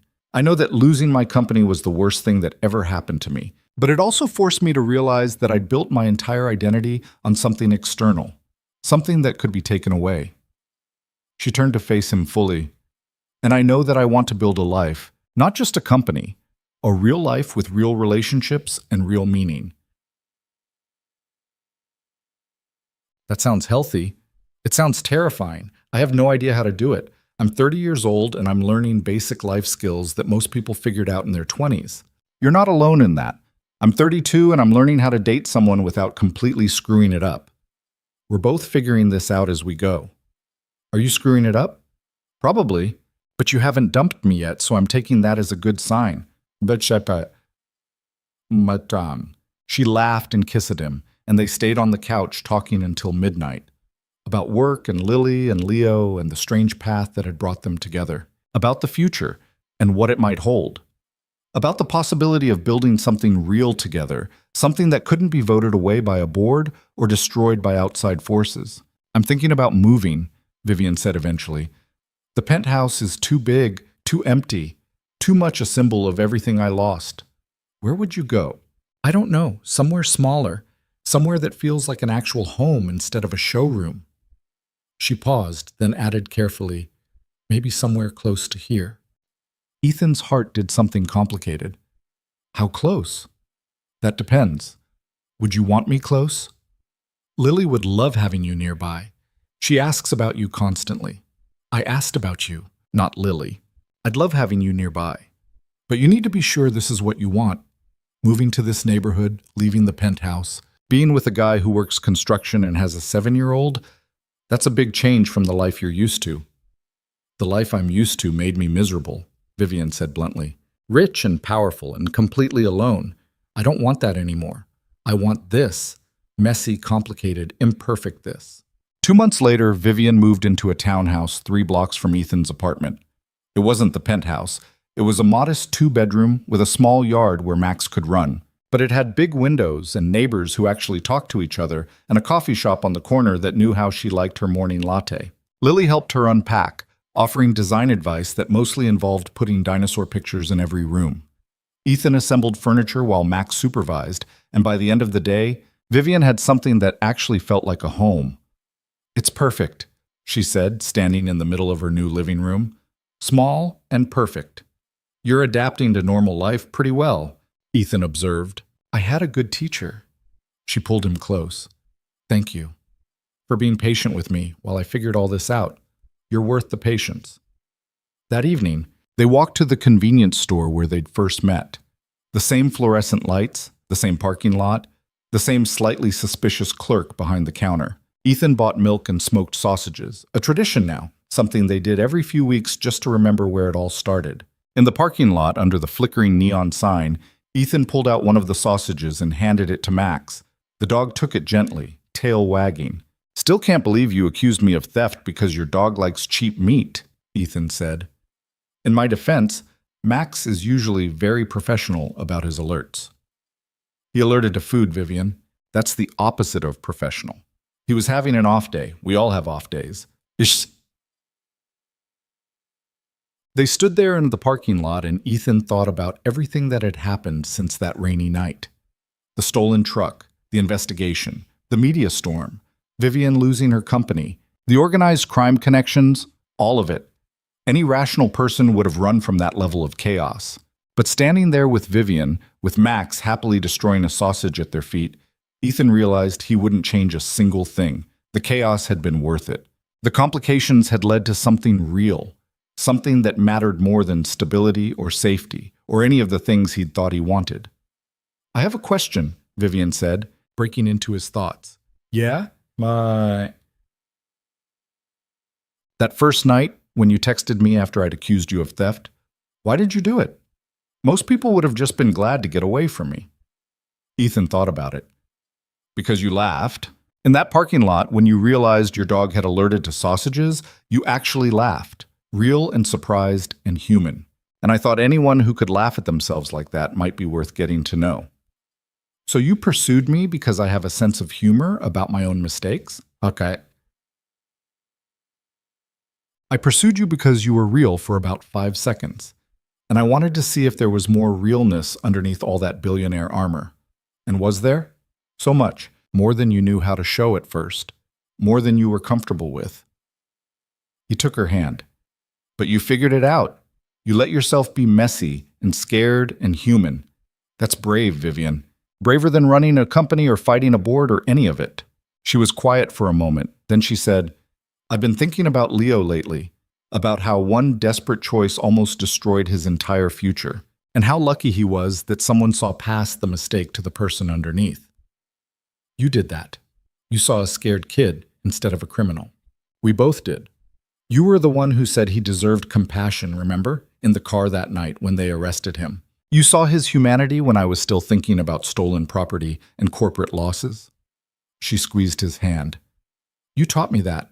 How to see people instead of problems. How to lead with empathy instead of judgment. I think you already knew that. You just needed permission to act on it."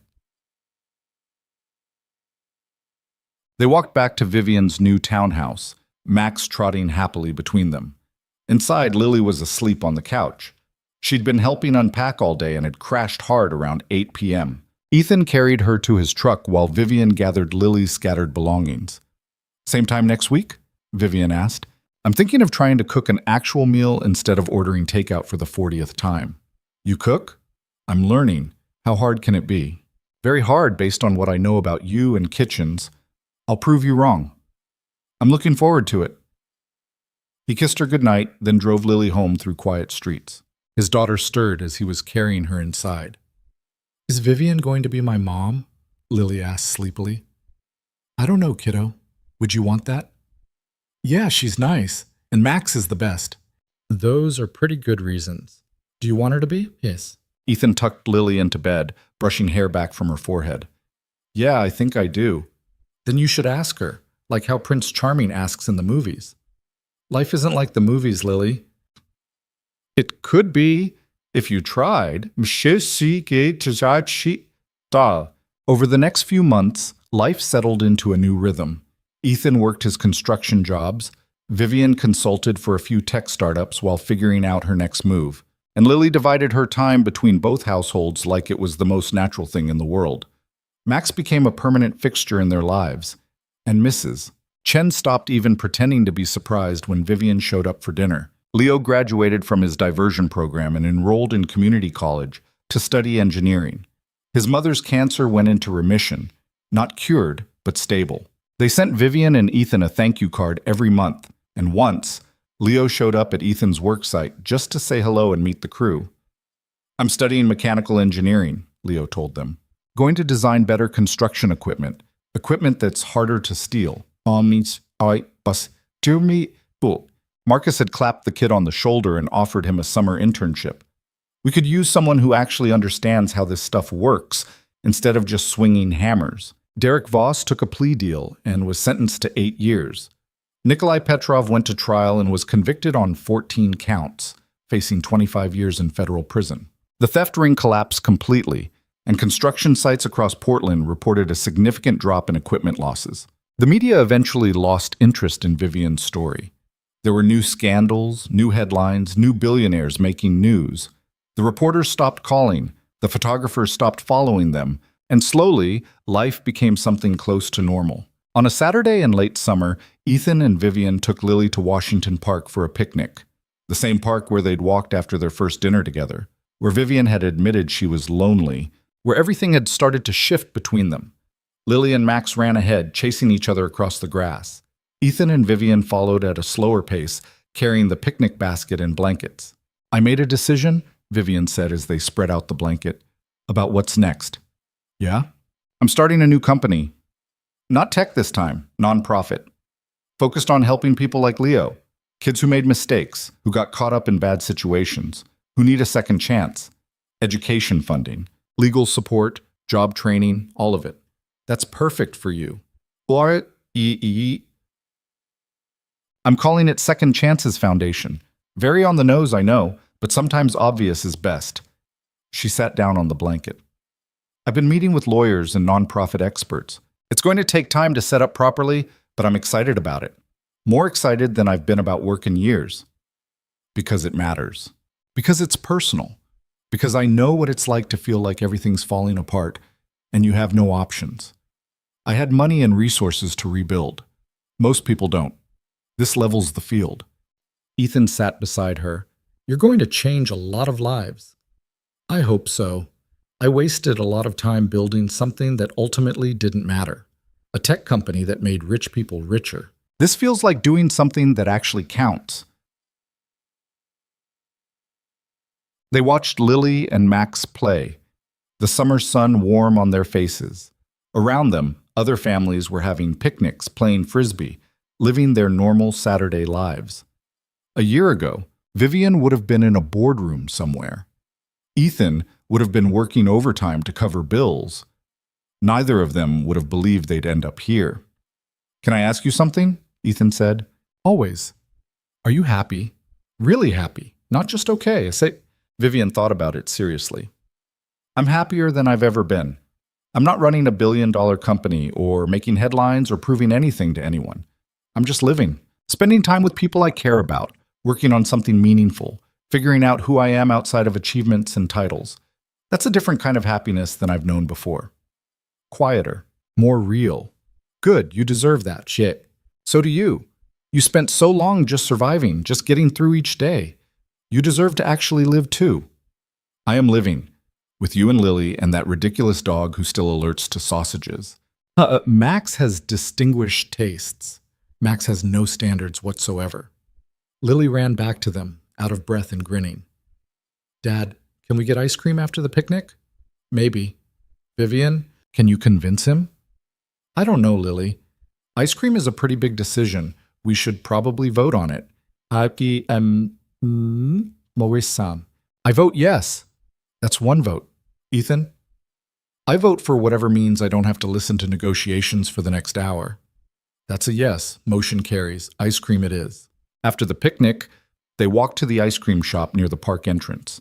The same one where Ethan used to take Lily when money was especially tight and they needed something to look forward to. Now they weren't scraping by anymore. Ethan's business was stable. Vivian had her settlement from Hale Technologies, and together they had enough to not worry about every dollar. Standing in line, Lily holding both their hands, Ethan realized this was what he'd been working toward his whole life. Not wealth or success or anything dramatic, just this. Simple moments with people he loved, security enough to not be constantly afraid, the knowledge that tomorrow would be okay. "What are you thinking about?" Vivian asked. "How far we've come, how different everything is from a year ago." "Good different or bad different?" "The best different." He kissed her forehead. "The absolute best." They ordered ice cream, chocolate for Lily, vanilla for Ethan, something complicated with 3 different flavors for Vivian, and ate it while walking back through the park. Max got his own cup of vanilla, which he destroyed in approximately 4 seconds. As the sun started setting, painting the sky in oranges and pinks, they made their way back to the parking lot. The same parking lot where this had all started, where a billionaire CEO and a construction worker had met over a false accusation and a golden retriever's love of processed meat. Ethan stopped walking. "Wait here a second. Why?" "Just trust me." He jogged to his truck and pulled out the plastic bag he'd hidden under the seat that morning. Inside was a small box, and inside that box was a ring. Nothing extravagant. He wasn't a billionaire and didn't pretend to be. but something real and solid and meant to last. When he came back, Vivian was watching him with a confused expression. Lily, however, was grinning like she knew exactly what was happening. "Vivian Hale," Ethan said, "a year ago, you accused me of theft in this parking lot. You were wrong about the theft, but you were right about one thing. There was something suspicious going on. I was about to steal your heart, and you were about to steal mine." "That's the worst line I've ever heard," Vivian said, but she was smiling. "I know. I told you my romantic dialogue needs work. But here's the truth. You changed my life. You made me believe in possibilities again. You showed my daughter what it looks like when someone is brilliant and kind and human all at the same time.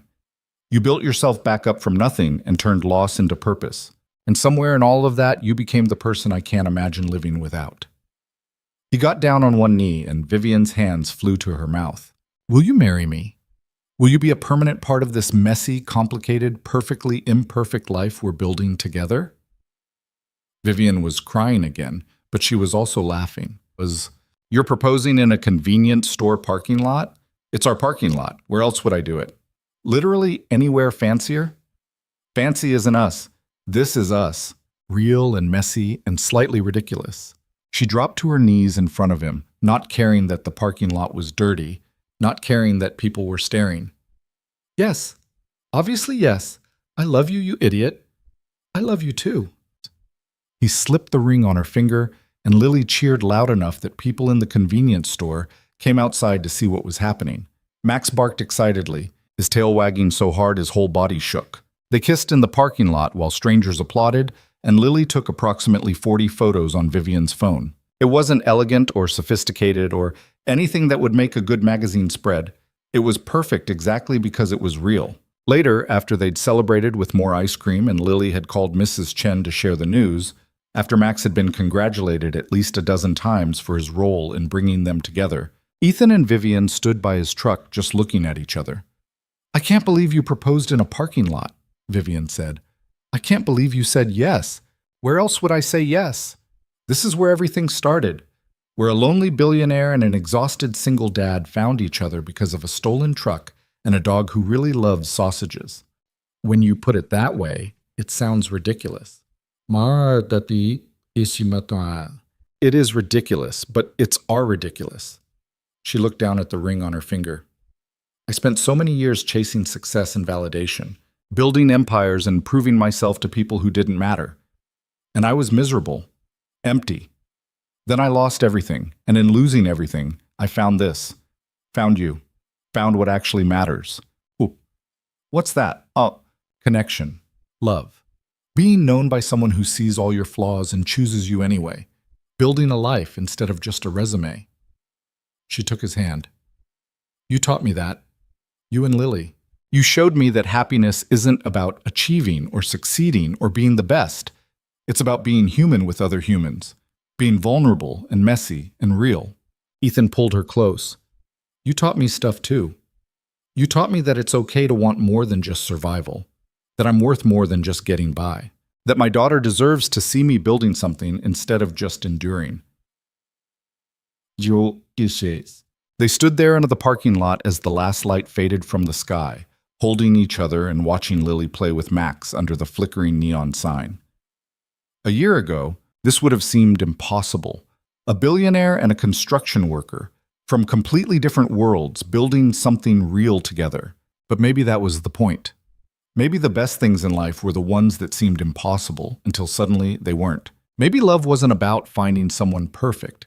It was about finding someone real and choosing to build something together despite the complications. Maybe second chances weren't just for kids who made desperate mistakes.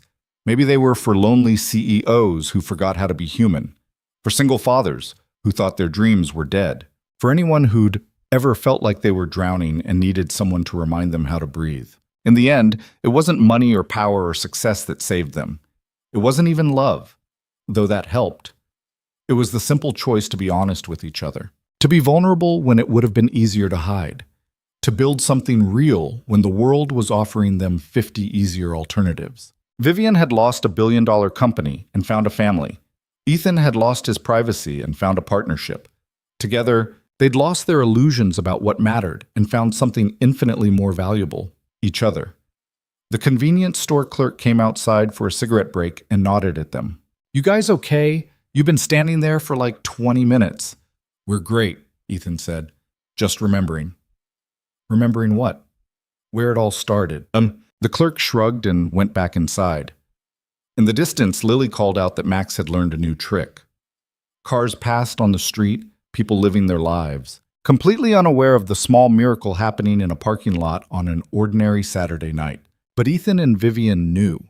They knew that sometimes the best things start in the most unlikely places. That sometimes losing everything is the only way to find what actually matters. That sometimes the person who accuses you of theft in a parking lot ends up stealing your heart instead. And standing there together, with a ring on Vivian's finger and Lily's laughter echoing across the parking lot, and Max destroying another sausage because some things never change, they both understood the truth. Love wasn't about being perfect or powerful or having all the answers. It was about showing up, being honest, choosing each other even when it was hard, especially when it was hard, building something real in a world full of pretense and performance. It was about finding home in another person, not because they completed you or fixed you or made everything easy, but because they saw you, really saw you, and decided you were worth the effort anyway. That was what Vivian had found in a construction worker with calloused hands and a 7-year-old daughter. That was what Ethan had found in a billionaire with armor she'd forgotten how to remove. They'd both been drowning in their own ways. And somehow, impossibly, they'd saved each other. Not with money or power or grand gestures, but with the simple act of being human together. Of laughing in parking lots and crying in boardrooms and building a life from the wreckage of everything they'd thought they wanted. It wasn't the story either of them expected. But standing there together, it was the only story that mattered. The only one they'd ever need.